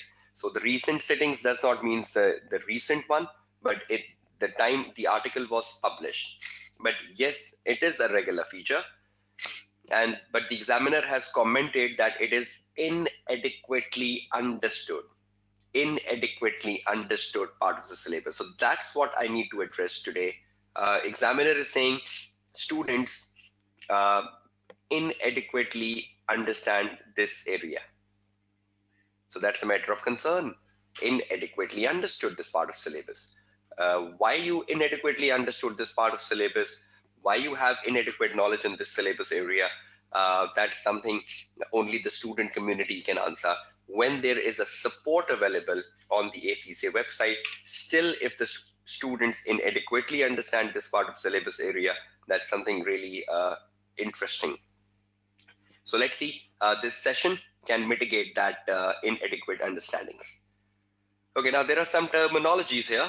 You need to explore these terminologies yourself, because this article is so old article that all the terminologies have been tested. Examiner is not very fond of testing the terminologies, and even if the examiner do test the terminologies, examiner tests them in the very initial exam setting. So it has been tested. So you should read the terminologies. I'm just skipping that for the session. I'm going down with directly where I need to start on with. Let's first make something very clear. Forensic. If you ever look at the meaning of the word forensic, that's something very important. Can you look at the synonyms, if that's visible to all of you? If I can just enlarge the screen size and show you, at times things are so easier, but we don't want to get into easier things, rather we make our life more difficult.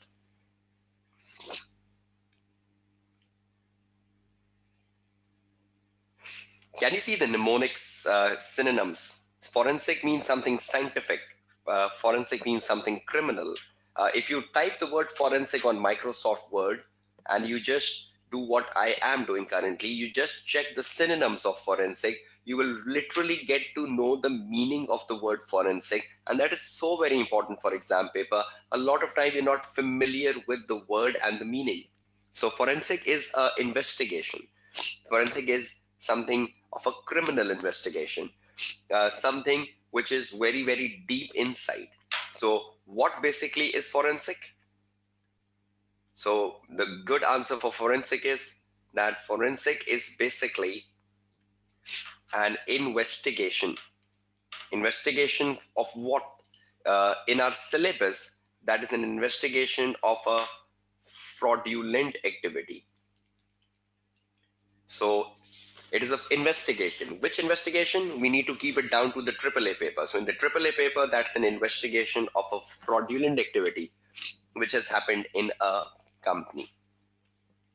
Now, when you look at forensic as an investigation, you should understand that being an investigation, it has no assurance. Rather, it is a fact-finding exercise. It is a fact-finding exercise into the alleged fraudulent activity. So when you are hired as a forensic accountant, right? You are doing a fact-finding exercise. You're conducting a fact-finding exercise. You're not giving any assurance. Investigation is not an assurance, right? Investigation is not an assurance, right? Amar Ahmed, yes, that's right. Fact-finding, no assurance. So it's a no assurance engagement. So in the exam, please don't do a blunder saying forensic is a reasonable assurance engagement. No. Forensic is a no assurance engagement. It is a fact-finding exercise into the alleged fraudulent activity. Now, what fact-finding are we doing? Fact-finding about three things. We're doing fact-finding about three things. Number one, who did the fraud? Number two, how it happened. And quantification of the loss. Quantification of the loss or the quantification of the fraud. Three things. Who did the fraud? Investigate that. How it happened? Investigate that. Quantification of the loss, fraud. Third. Now, normally, when there is a fraudulent activity in the company, a lot of time the companies have an insurance claim, insurance cover against the fraudulent acts in the company. So the company can have an insurance claim of the loss or the fraud. So normally the quantification is done for insurance claims, and the company used to claim such things from the insurance company in an event if something happens in a company like such. Yes, obviously it's an assignment, Ilara. It is an extra assignment, just like audit of performance information. We are doing a topic which is other assignment. So everything we are doing in other assignment is a special assignment which the auditor has to offer. So it is a fact finding, who did it, how it happened, and the amount of loss. Now, in an exam context, this is what you have to do. In a AAA paper, you are not concerned about who did it and how it happened because that will be given in the case study. The AAA paper expects that you should know how to make procedures on the quantification, procedure on the loss.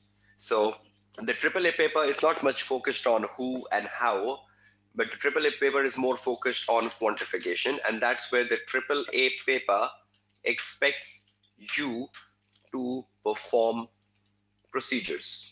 So procedures are not leaving you, right? Procedures are part of this topic even. And again, you know how to make procedures, ASP, and procedures have to be case adaptive. So procedures can come on any topic. You should know how to make them. So the AAA paper expect you to perform procedures on quantification of the loss, right? Then when you look at the report, just like the audit of performance information, when you look at the report of forensic investigation, which the examiner has covered in the article even, there is no format of this report.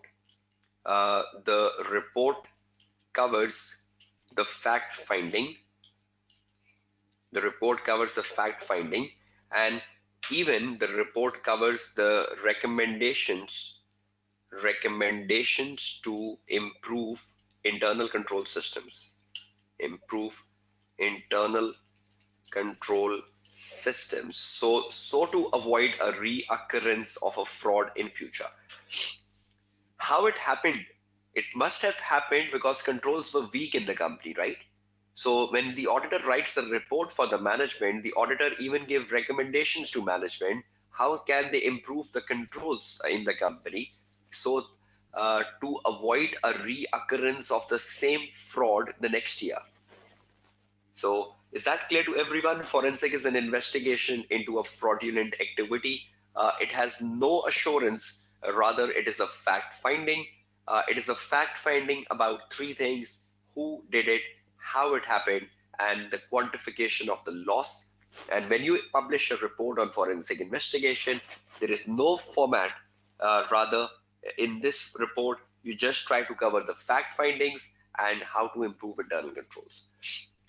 Now, something of a unique thing, a unique feature of forensic investigation, which you should know very well. The unique feature of forensic investigation is auditor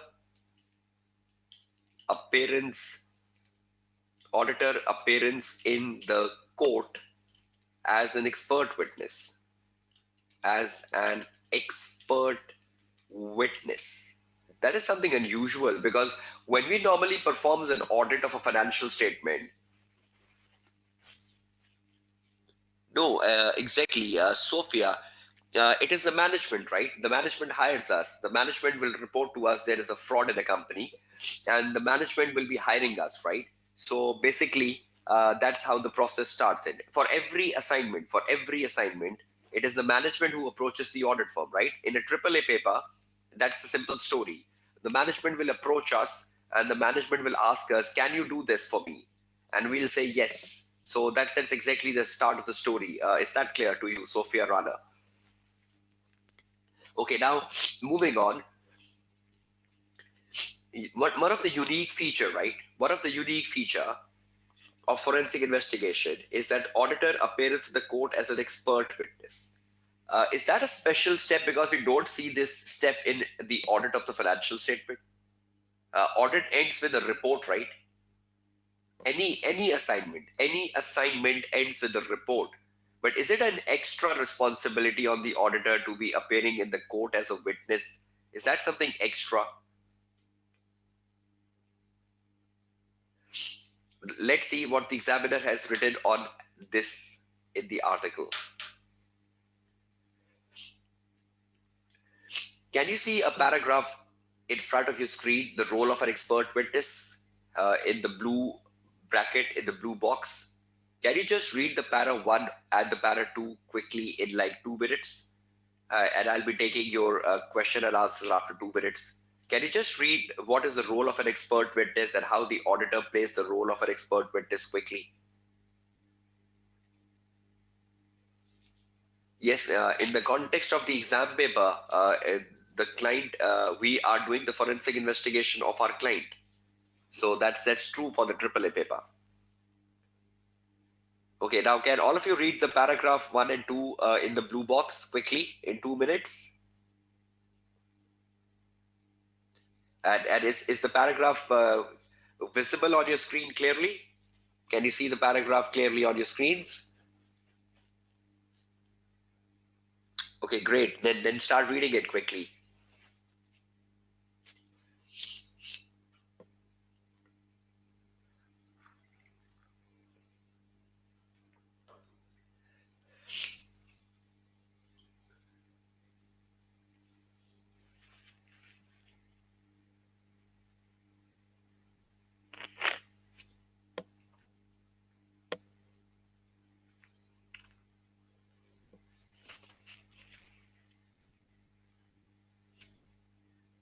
Okay, if you have read so,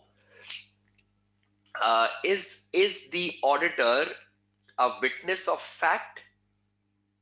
Is the auditor a witness of fact? Is he a witness of the fraud? No. Examiner says you are not witness of fact, rather you are an expert witness. You are gathering evidence on who did it, how it happened, and the amount of loss. So auditor is an expert witness because the auditor is gathering an evidence. You must have seen this written by the examiner very carefully here. Examiner says one is a witness of fact, and the examiner says then one is known as a expert witness. An auditor is basically an expert witness, right? So auditor may be called to the court because the auditor needs to explain the evidence. Auditor needs to explain the evidence the auditor gathered to the lawyer or to the judge in the court. So can you understand why the auditor is appearing in the court? Because the auditor wants to explain the evidence auditor gathered to the judge or the lawyer, who did it, how it happened, amount of loss. So is that clear to everyone? So quick answers again. Is auditor an witness of fact? Is auditor a witness of fact? No. Is auditor an expert witness? Yes. Why? Why is auditor an expert witness? Because auditor gathers evidence. Auditor gathers evidence. So because he's gathering evidence, he's an expert witness. And how many things is he gathering evidence on?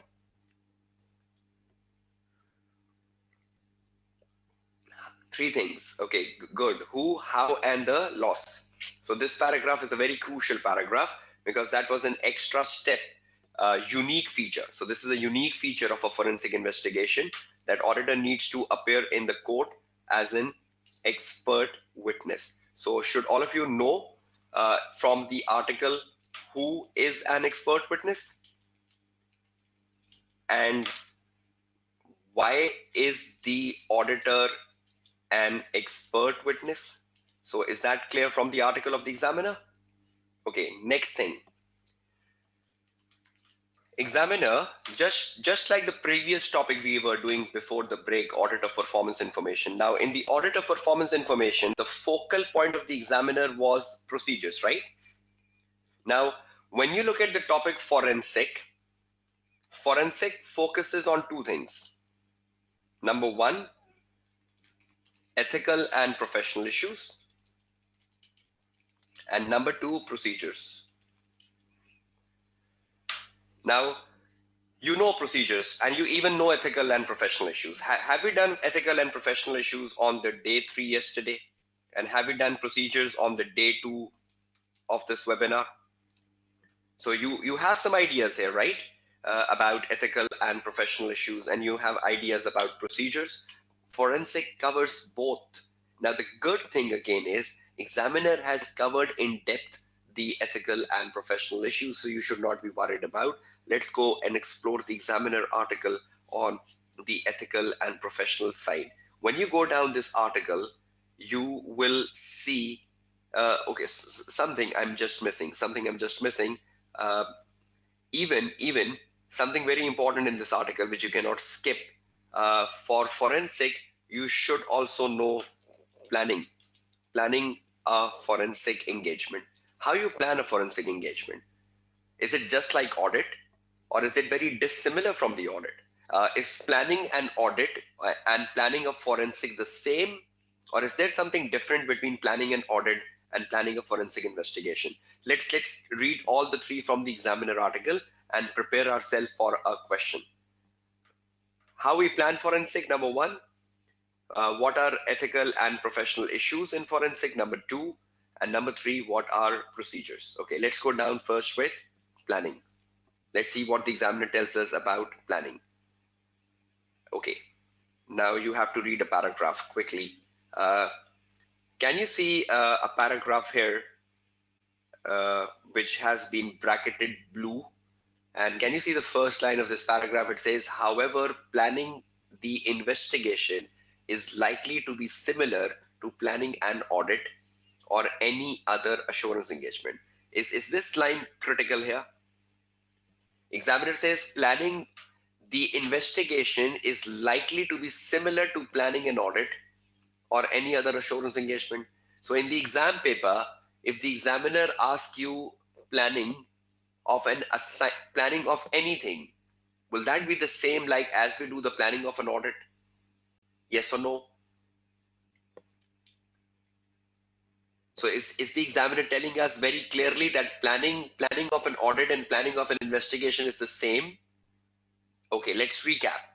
Can you start reading from here about planning? Can you read the para 1, 2, 3, 4 in front of you? Right till here. Can you read this in under 2 minutes? The blue box I just made will have 4 small paragraphs. Sanjana, no, it's not important for this time. So that's simply a big no.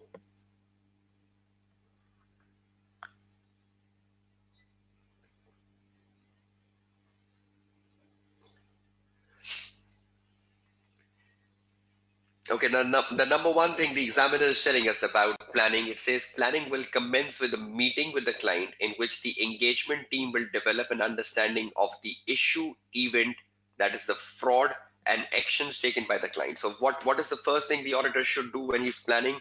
He should have a meeting with client to obtain understanding of the fraud, how it happened, and the actions taken by the management. So when we do the planning, right, when we do the planning for the audit, is that exactly the same step that we have a meeting with the client to obtain knowledge of the business? So are we taking the knowledge of the fraud here? Knowledge about how the fraud happened? So examiner is saying the very first thing you should do in planning is to have a meeting, number one, right? Number two, examiner is saying when you're having a planning, you should, number two, examiner says, see this, a key part of planning is to confirm exactly what format the output is required in and exactly what matters are required to be covered within it. So that means in a planning stage, we are also confirming from the management what format the output is required. That means what should be the format of the report. Is there any prescribed format of the report for forensic? Is there any prescribed format of report for forensic? Yes or no? So if there is no prescribed format, should we discuss that with management? So is the examiner saying you should discuss the prescribed format with the management and the matters to be covered in it? So number two, what are we doing in planning? We are discuss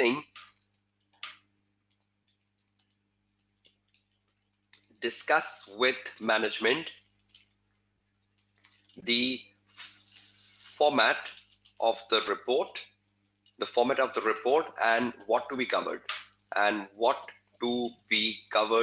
in the report. Why are we discussing this?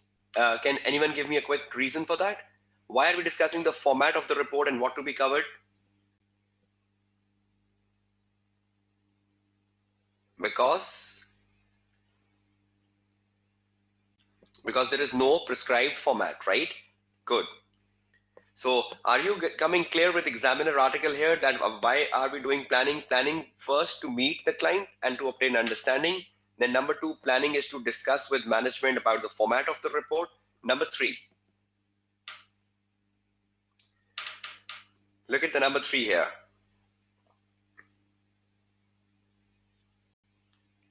This point here. At this stage, any key documentation will be obtained and scrutinized. For example, the insurance policy, the partnership agreement, the evidence that led to the discovery of the fraud. So at the planning stage, you will even ask management, do they have any insurance policy? Because it's quite possible that you claim from the insurance company. At the stage of planning, you will even ask for the evidence that led to the discovery of the fraud, means who whistleblow the fraud, right? So at the stage of planning, the number three thing we are doing, we are also obtaining evidence at the stage of planning about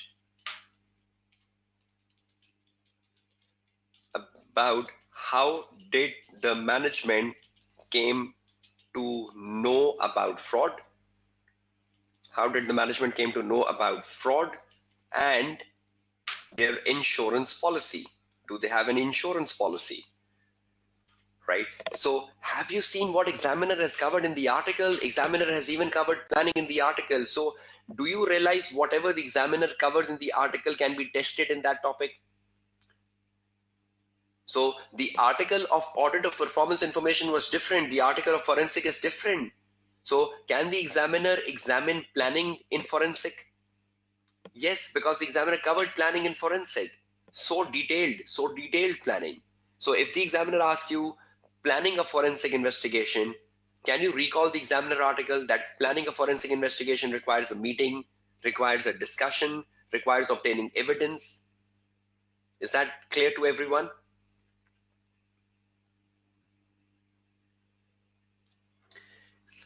Okay, the next and the last thing, back to the article. The team will agree with the client what access to information or personnels will be required. So you are also discussing at the stage of planning something very important. At the stage of planning, you're also discussing access of the audit team to information and personnels. So will the audit team have access to information and personnel?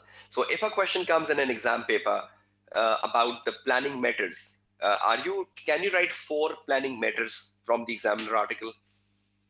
Is everyone clear on these 4 planning matters to do when you are performing a forensic engagement? Meeting the client to obtain understanding, discuss with management the format of the report, obtain evidence about how did the management came to know about fraud, and access of the audit team to information and personnel. So take it as something important, planning a forensic investigation. Okay, number 2, ethical and professional issues. Let's see what ethical and professional issues can arise if your existing client comes to you asking for a forensic investigation. So in an exam paper, in a AAA case, your existing audit client will approach you for performing a forensic investigation service. Now let's see how much you remember from the day yesterday. If your existing client approaches you for performing a forensic investigation service, First of all, do you remember something known as a management threat yesterday? Preventing and detecting a fraud. Whose responsibility is that? And what is the subject matter of forensic investigation? What is the subject matter of forensic investigation? Fraud. Who is responsible for that? So can you recall something from day 3 yesterday?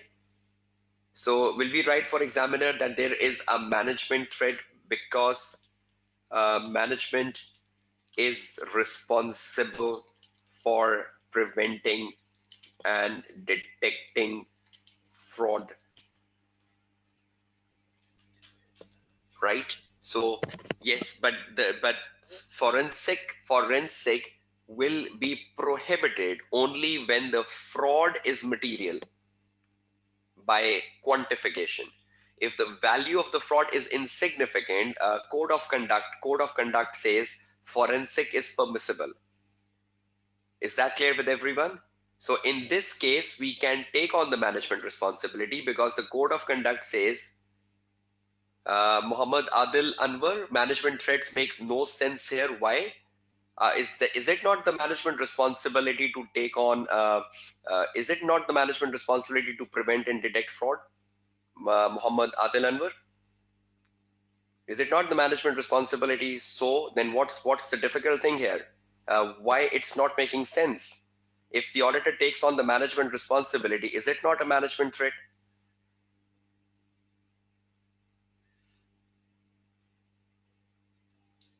Right? If you want to see this here. Go to the examiner article, go down and see this. Can you read this paragraph in front of your screen? Remember Muhammad Adil Anwar particularly, can you read this paragraph? Remember, and everyone else, see what the examiner has written. Remember that the decision to prosecute is a matter for the client. Often clients do not want to prosecute for a fear of damaging their reputation. The forensic accountant can provide the client with analysis of all the facts, but must not take decision to prosecute. It is a management threat to objectivity, so on and so forth. In a case of forensic investigation, management threat is permissible only if the auditor refrains from prosecuting the person. He can only tell management who did it, how it happened, and the amount of loss, but the auditor will not go further than that. So management threat is an ideal part of forensic investigation, but the code of conduct says if you only keep yourself confined to,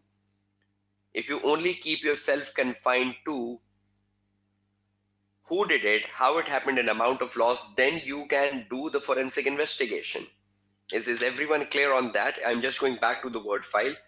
Uh, there is a management threat because management is responsible for preventing and detecting fraud. Now see what I'm writing in the bracket. However, the can conduct audit firm can conduct a forensic investigation if they stick to their role, and you know the role, right? If they stick to their role, who did it, how it happened, and amount of loss. If they stick to their role and the fraud and the fraud is immaterial. So the code of conduct is very clear that you can do a forensic investigation. You can take on the management responsibilities in the case of a forensic investigation, only if it is immaterial and only if uh, the firm sticks to their role. Is everyone clear on that? Quick answers. Okay, and please do read the examiner article further. Number 2, will there be a self-review threat when we perform a forensic investigation for an existing client? Hassan, that would be given in the exam paper, right? The examiner would tell you in the exam paper whether it is material or immaterial. So don't be worried about that. So you need to read the case study properly to know whether it is material or immaterial. Is that clear? Okay. So self-review threat. Examiner is also telling us about the self-review threat in the article. See this? Can you read this paragraph in front of your screen? And can you read here? The examiner has written the self-review threat here. Can you just read this paragraph where I have just circled self-review threat to understand why there is a self-review threat?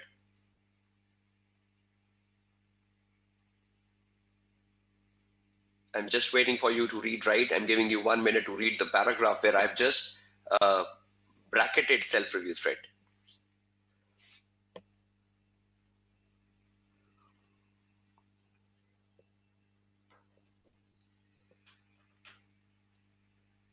Okay, good.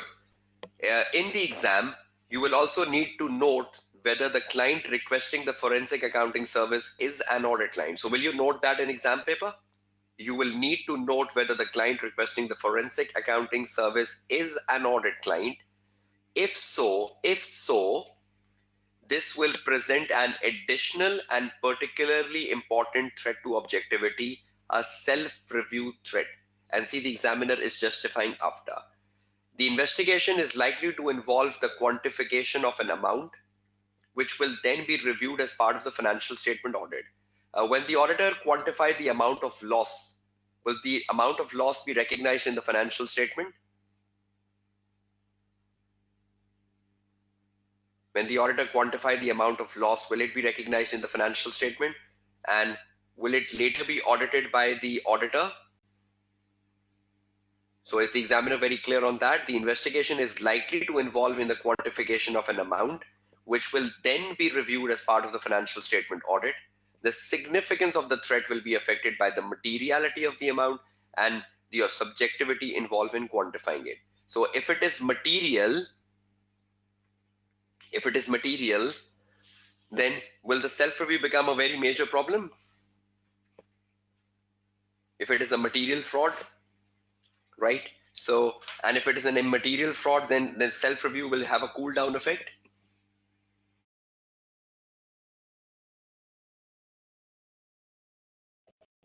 So please read the case very carefully. The case will guide you. Is it a material fraud? Is it an immaterial fraud? Do you understand the day 3 yesterday significance of the threat? So can self-review be a significant threat or an insignificant threat? Nabil, that's permissible, right? That's permissible part of forensic investigation. So we cannot do anything about it.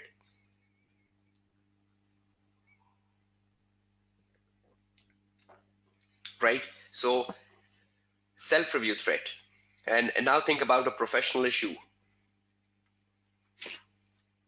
Is there a professional, do we need to have professional competence conducting a forensic investigation service? Is there an utmost need to be professionally competent to perform a forensic investigation service? Do we need to have proper skills and competence?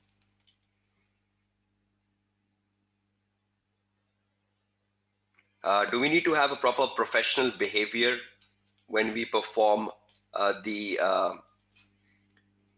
forensic accounting service? Do we need to be skeptical? Do we need to be skeptical when we're performing a forensic investigation service? So can you think about the professional issues when it comes down to forensic investigation, being competent, having a behavior, being more skeptical, and self-review threat? This was covered in the Examiner article, and management threat was even covered in the Examiner article. So can you read the paragraph of ethical and professional issues from the Examiner article to be good at? You just saw that paragraph here. Examiner has spent time writing a paragraph on fundamental ethical principles in the article. So will you read these paragraphs on fundamental ethical principles so that you can relate them with forensic investigation? Right, so please do read this paragraph, fundamental ethical principle, because it will really guide you how you would go about linking the ethical principles if a question comes on forensic investigation, right? Just one last thing from the ethical principles. Uh,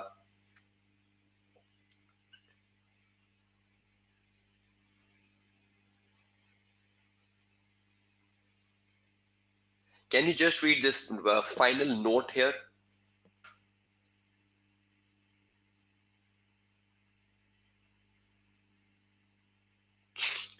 This is a very important final note. Just spend 1 minute on reading the final note, because this is a blunder the students do in an exam paper when they get a topic on forensic investigation.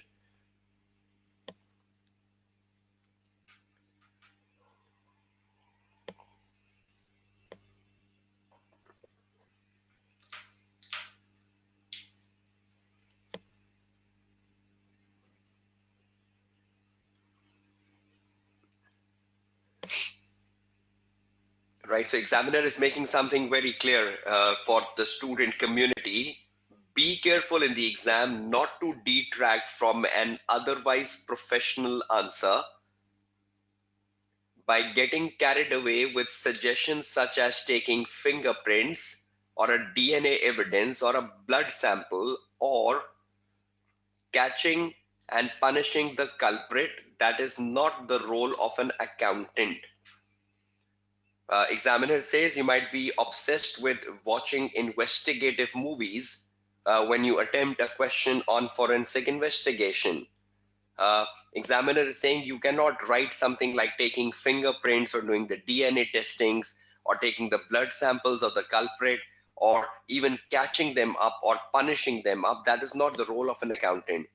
So will you refrain from such things in writing procedures or writing something in forensic investigation? So will you be focused on blood samples and fingerprints and DNA samples, catching, punishing the culprit? Is that clear to everyone? So will you control your emotions when you see a topic on forensic investigation in exam paper?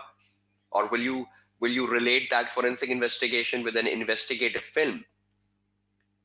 So a lot of time the student relates a forensic investigation with with an investigative movie, and they just go carried away. Is that clear with everyone? So just one last thing quickly, and moving towards a quick practice of a question.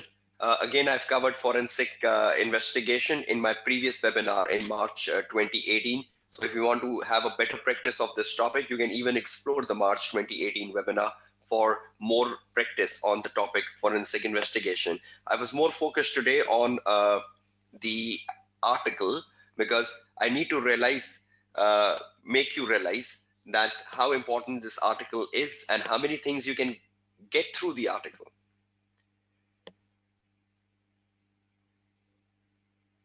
Just one last thing and getting to the topic. Procedures, the final thing, because a question on forensic is incomplete without procedures. So we need just to see procedures and examiner criticism on procedures.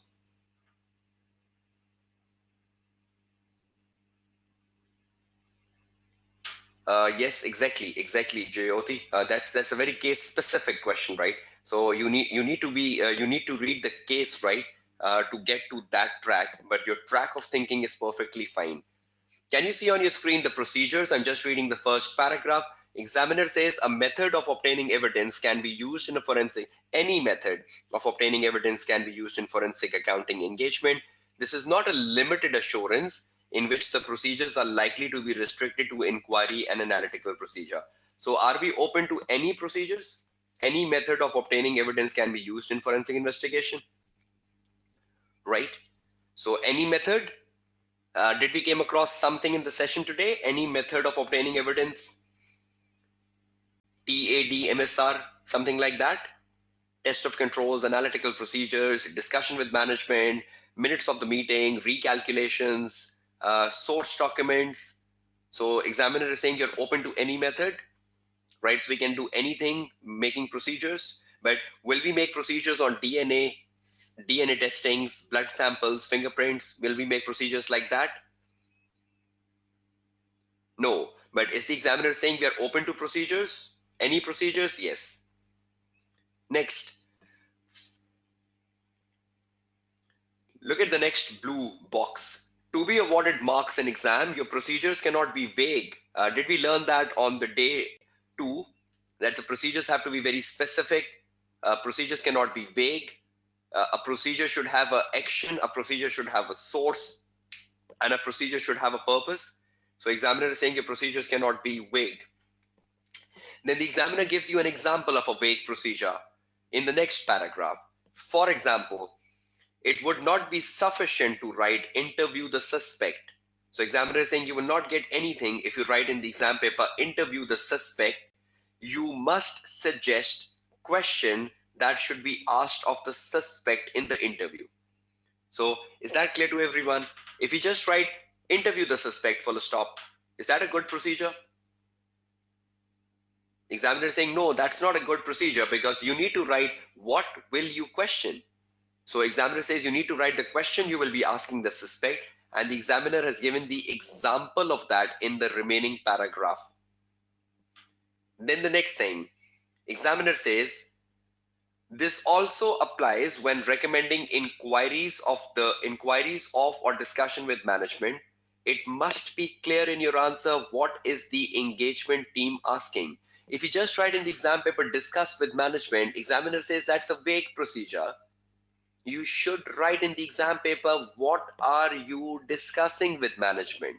So interview the suspect, what are you interviewing? Discuss with management, what are you discussing? So you cannot make vague procedures. Did we learn that on the day 2? That the procedures cannot be vague? So are we getting the same thing repeating today on the day 4 in a different topic? Okay, let's do a final recap. Now, you need to read this article, that's for sure. Examiner is saying that when we are writing the procedures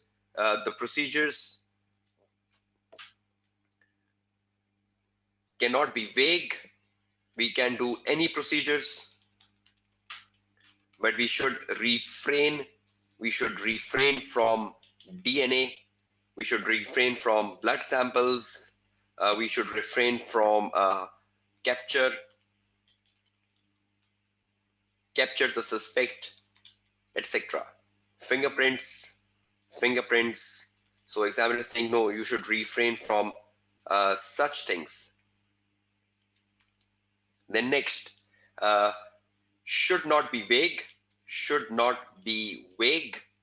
So procedure should not be vague. And all of you remember the procedures, right? That the procedures should use ASP. You all know ASP, right? And the procedures should be adaptive to case, right? Okay, let's do a quick exercise now. So just one quick recap. From the Examiner article, when you start reading this Examiner article on forensic investigation, first of all, you should know that forensic is an investigation. 1, it has no assurance. 2, it is a fact-finding exercise. 3, it is a fact-finding about 3 things: who did it, how it happened, and amount of loss. Then the report of forensic investigation has no format. The report covers the fact-finding and even the recommendation. One of a unique feature of forensic investigation is the auditor appearance in the court, and an auditor is an expert witness.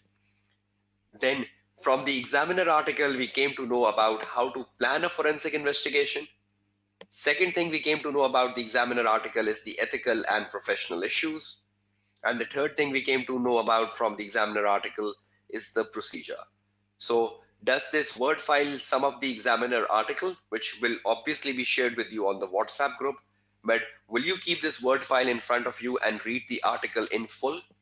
Can you assure me that? Will you keep this word file in front of you and read the full article and make your proper notes? Will the reading of article help you? Okay. Now you learned something, right?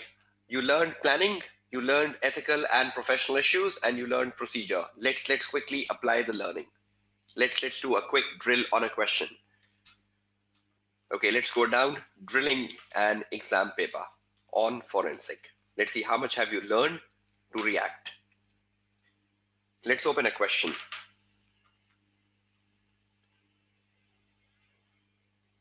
Okay, right in front of your screen, you can see an exam paper, which is from the June 2015 exams.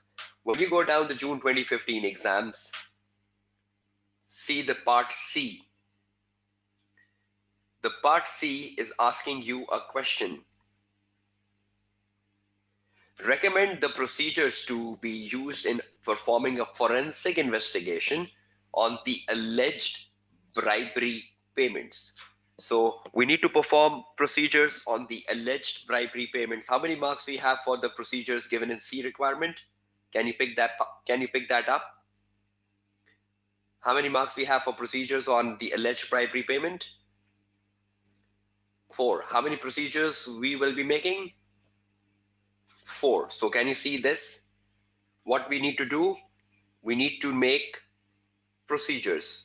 How many marks we have for procedures? 4. So we need to make procedures 4. Alleged bribery payment. Should we read the case for alleged bribery payment? Yes. Okay, that's wonderful. Okay. Now, can you see this last paragraph? This last paragraph is about alleged bribery payments right here. So we need to convert this paragraph into 4 procedures. See the paragraph in front of you. If I do something better, I just take this paragraph from here.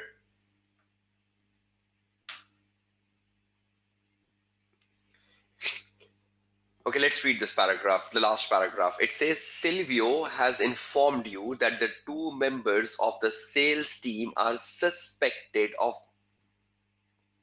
paying bribes. 2 members of the sales team are suspected of paying bribes.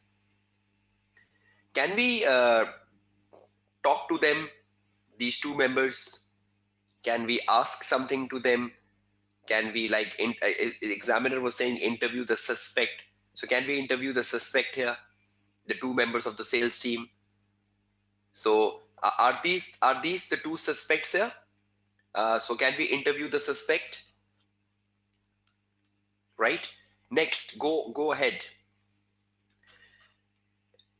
Paying bribes in order to secure the lucrative customer contract. So they need to secure the contracts, and for the contracts they were making the bribe payments. The internal audit team were alerted to this. The internal audit team were alerted to this when they were auditing the cash payments. So can we ask the internal audit team how were they alerted, how they got to know about this? The internal audit team were alerted, right? So can we have a discussion with the internal auditor even, and can we ask from the internal auditor how did they got to know that such bribe payments were being made in the company? Is that true? Do we need to pick things from the case study? Okay, internal audit team were alerted to this when they were auditing the cash payments and found significant payments. Cash payments. What's the source document of the cash payments? What's the source document of the cash payments? Cash books. So can we review the cash books? ASP, action source.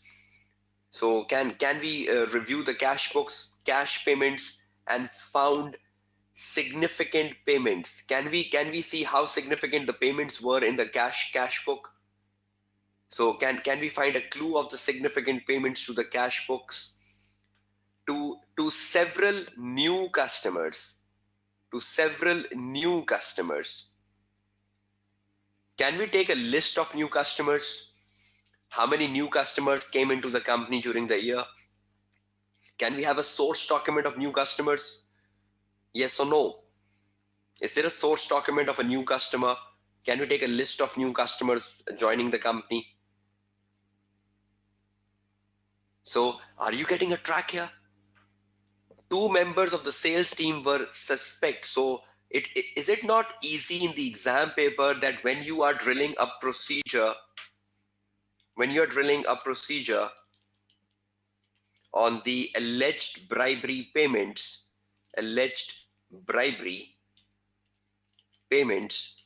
did we got to know something from the case? Number one, that there are we got to know there are two suspects. Number two, we got to know that the internal audit team was alerted. Number three, we got to know that there had been some cash payments of a significant amount, and did we got to know that these payments were made to the new customers? So see how easy that is. If you can do a simple planning in the exam paper, it's so easy to write procedures. Now just an example, two suspects, and I convert that to a procedure.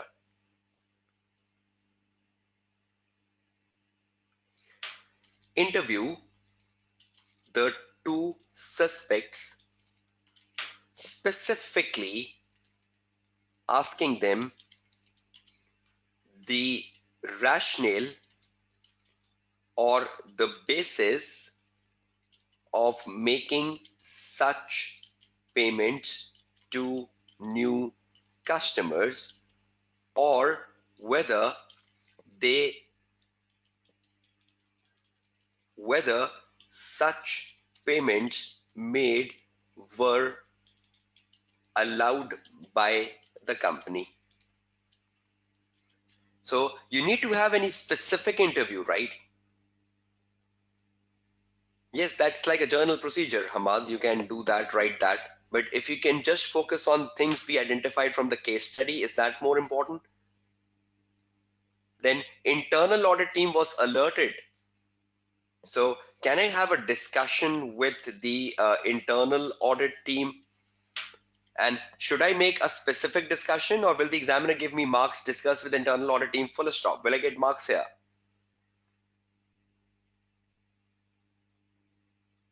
Will I get marks for discuss with internal audit team? No. Discuss with the internal audit team as to how were they alerted, and have have they performed any estimation, have they performed any estimation of the total bribe payments made to new customers? Because see one thing very logical here, right? The internal audit team is the one who got the problem. So is it possible that the internal audit team must have made a working of the amount, and that working can be further investigated by the external auditor? Because the internal auditor must have made a working, right? Auditor can take that working and then can have an independent examination of that working to see whether that working was right or wrong and something should be added to that working. Cash payments. Can we review the cash books? Review the cash book. Will I get marks? Full stop. Will I get any marks? Review the cash book.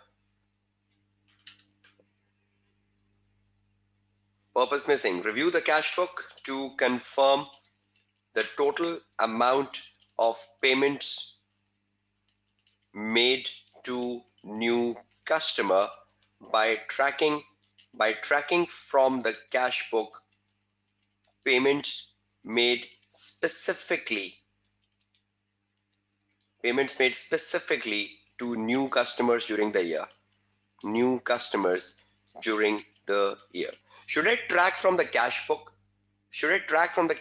The new customers and the payment made to new customer? Is that very important? Tracking.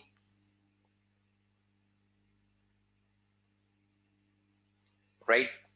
To confirm is the purpose.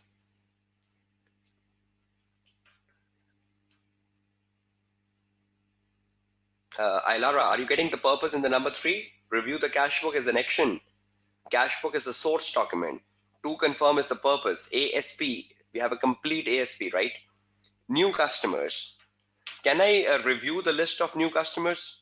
Review the list of new customers to confirm the total number of new customers who joined the total of new customers during the year, and to trace the new customers to the cash book payments. Will that list of new customer help me tracing the cash book?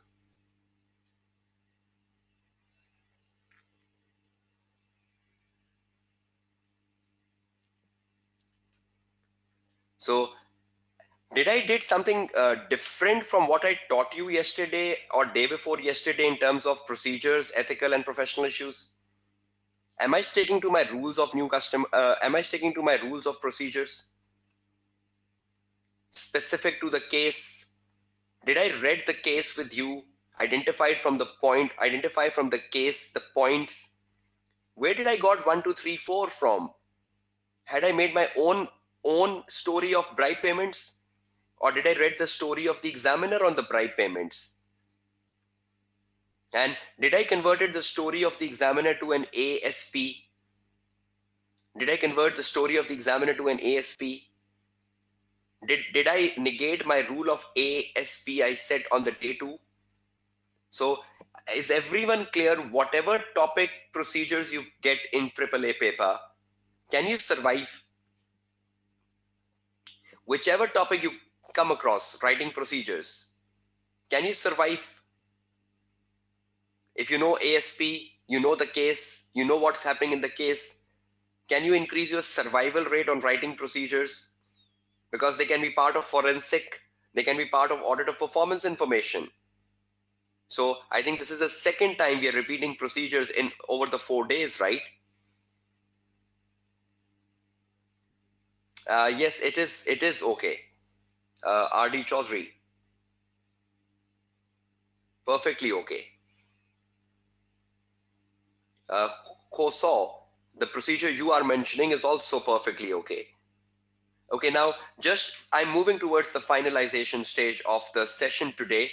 Still a few more things to discuss on forensic, but just within the meantime, if you can keep dropping your feedback of the overall session today on other assignments, because I purposely choose some critical other assignments which are potential for June 2019 exams.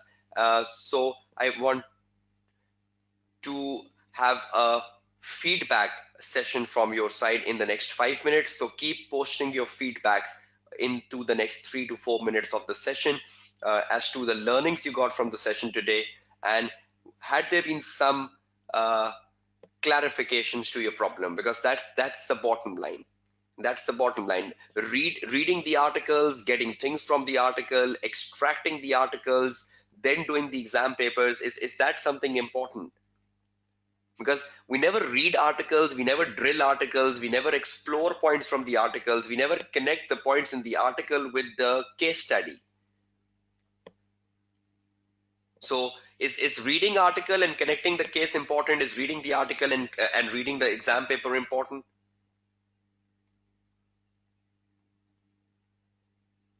Right? Okay, so keep posting your feedbacks. In the meantime, I'm just going down with a wrapping up phase of this forensic. Okay, now just one last thing from forensic, apart from procedures.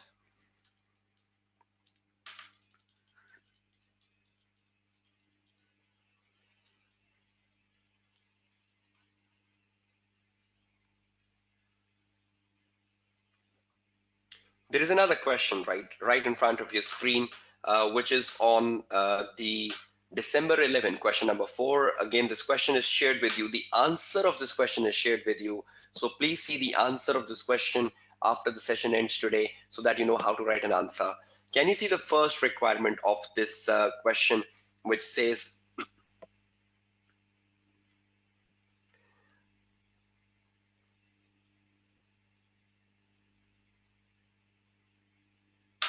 assess the ethical and professional issues raised by the request for your firm to investigate the alleged fraudulent activity? Has the examiner covered this in the article?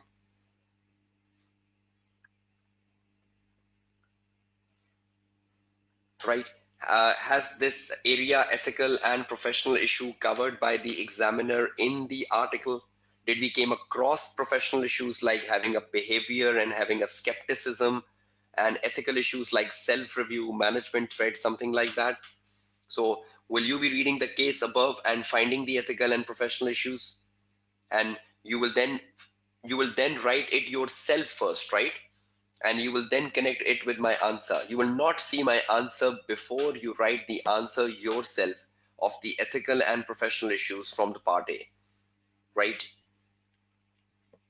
Number two, can you see the B part here? The B part says, explain the matters. Explain the matters that should be discussed in a meeting. That should be discussed in a meeting. Ilara, the answers is in the handouts which has been shared with you. The handout shared with you contains the answers and the questions. Explain the matters that should be discussed in a meeting with Jack in respect of planning the investigation. Matters to be discussed in a meeting with Jack in respect of planning the investigation.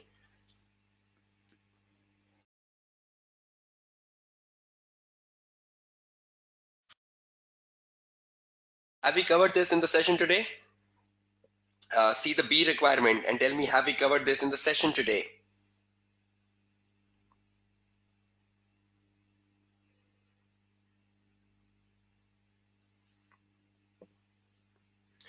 So examiner is saying, explain the matters that should be discussed in a meeting with Jack in respect of what? In respect of matters in respect of what? Matters in respect of planning. Have we covered the matters in respect of planning in the article today? No, no, no, Zishan Ali. Matter is not MTR here. Matter that should be discussed in a meeting with Jack. See the question. That's the problem, Zishan Ali, that we don't read the requirement carefully. Examiner is saying matters that should be discussed in a meeting with Jack in respect of planning. Those MTR matters is for a question on evidence.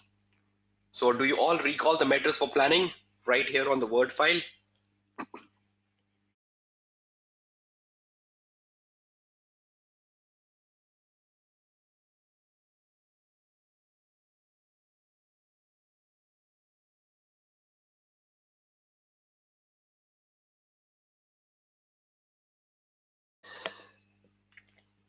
Can you see these 4 points in front of your screen? Matters that should be discussed in a meeting, in a planning meeting.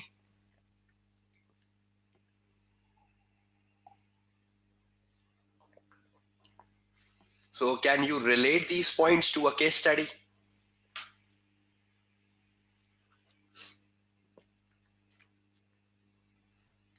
So did you saw the importance of the article?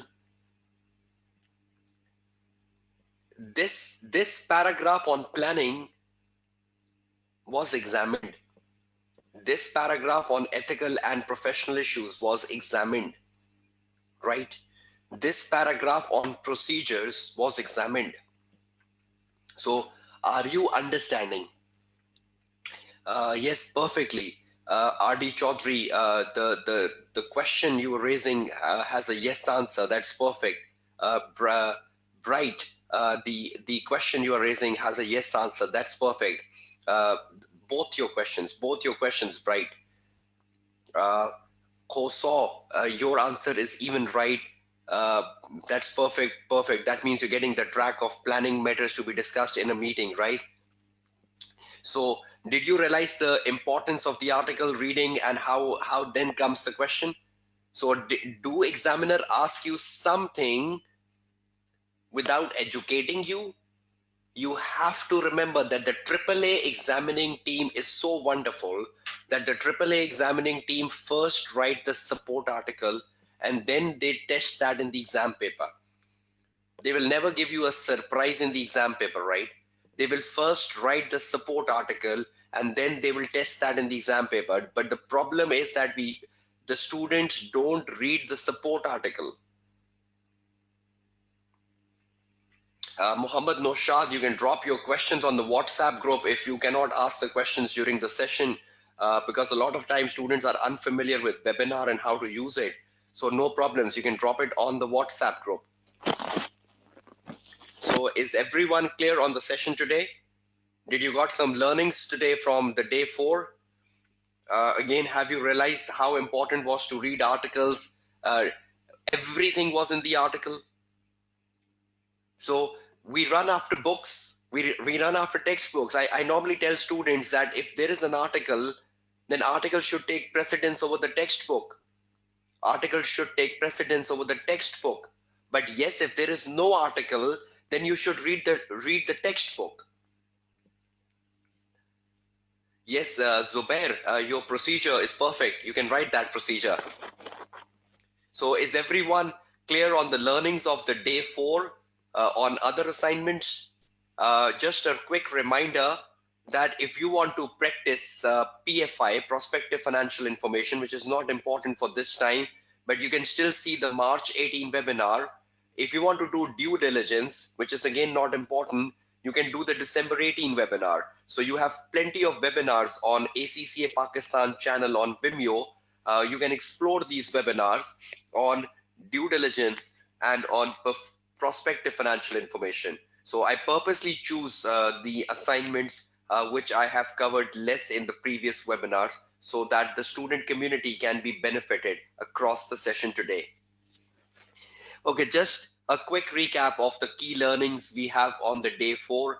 The day 4 was focused on other assignments, a very important area from the examination point of view. And during the session today, we focused on 2 of them, one being audit of performance information and one being forensic, right? And I hope you got information on both of them very clearly and very carefully, and you exactly know what you should be doing. Now, just give me a quick feedback of things. We're just moving towards the final day tomorrow, the final day of this June 2019 webinar, which is for the June 19 exams. And my focus tomorrow obviously is on a topic known as audit reporting, which is a must question, which is a static question, and students are so bad in audit reporting. You will realize that tomorrow. The tomorrow session will be an eye opener for all of you, because you literally are so bad in reporting. You do so much blunders in reporting, and I try my best to I try my best that the session tomorrow is an eye opener for all of you, that how bad you do a question on reporting. So please do join live the session tomorrow for reporting, the last day of the webinar. And just to utilize the last 2 minutes, have these 4 days help you boosting your confidence towards the June 2019 exams. 4 days ago, 4 days ago when you came into the webinar, and now 4 days after, what's your body language? 4 days ago when you were joining the webinar for day 1, and now 4 days after into this webinar, how has things changed for you?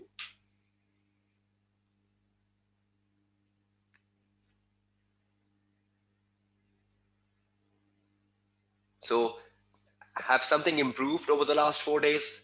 Have you started to get some tracks, some clues, how to go down with things?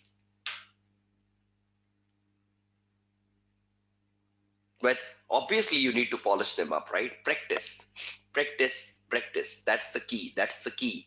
The more you practice, the better. The more you practice, the better. Because that is the bottom line of passing the AAA paper.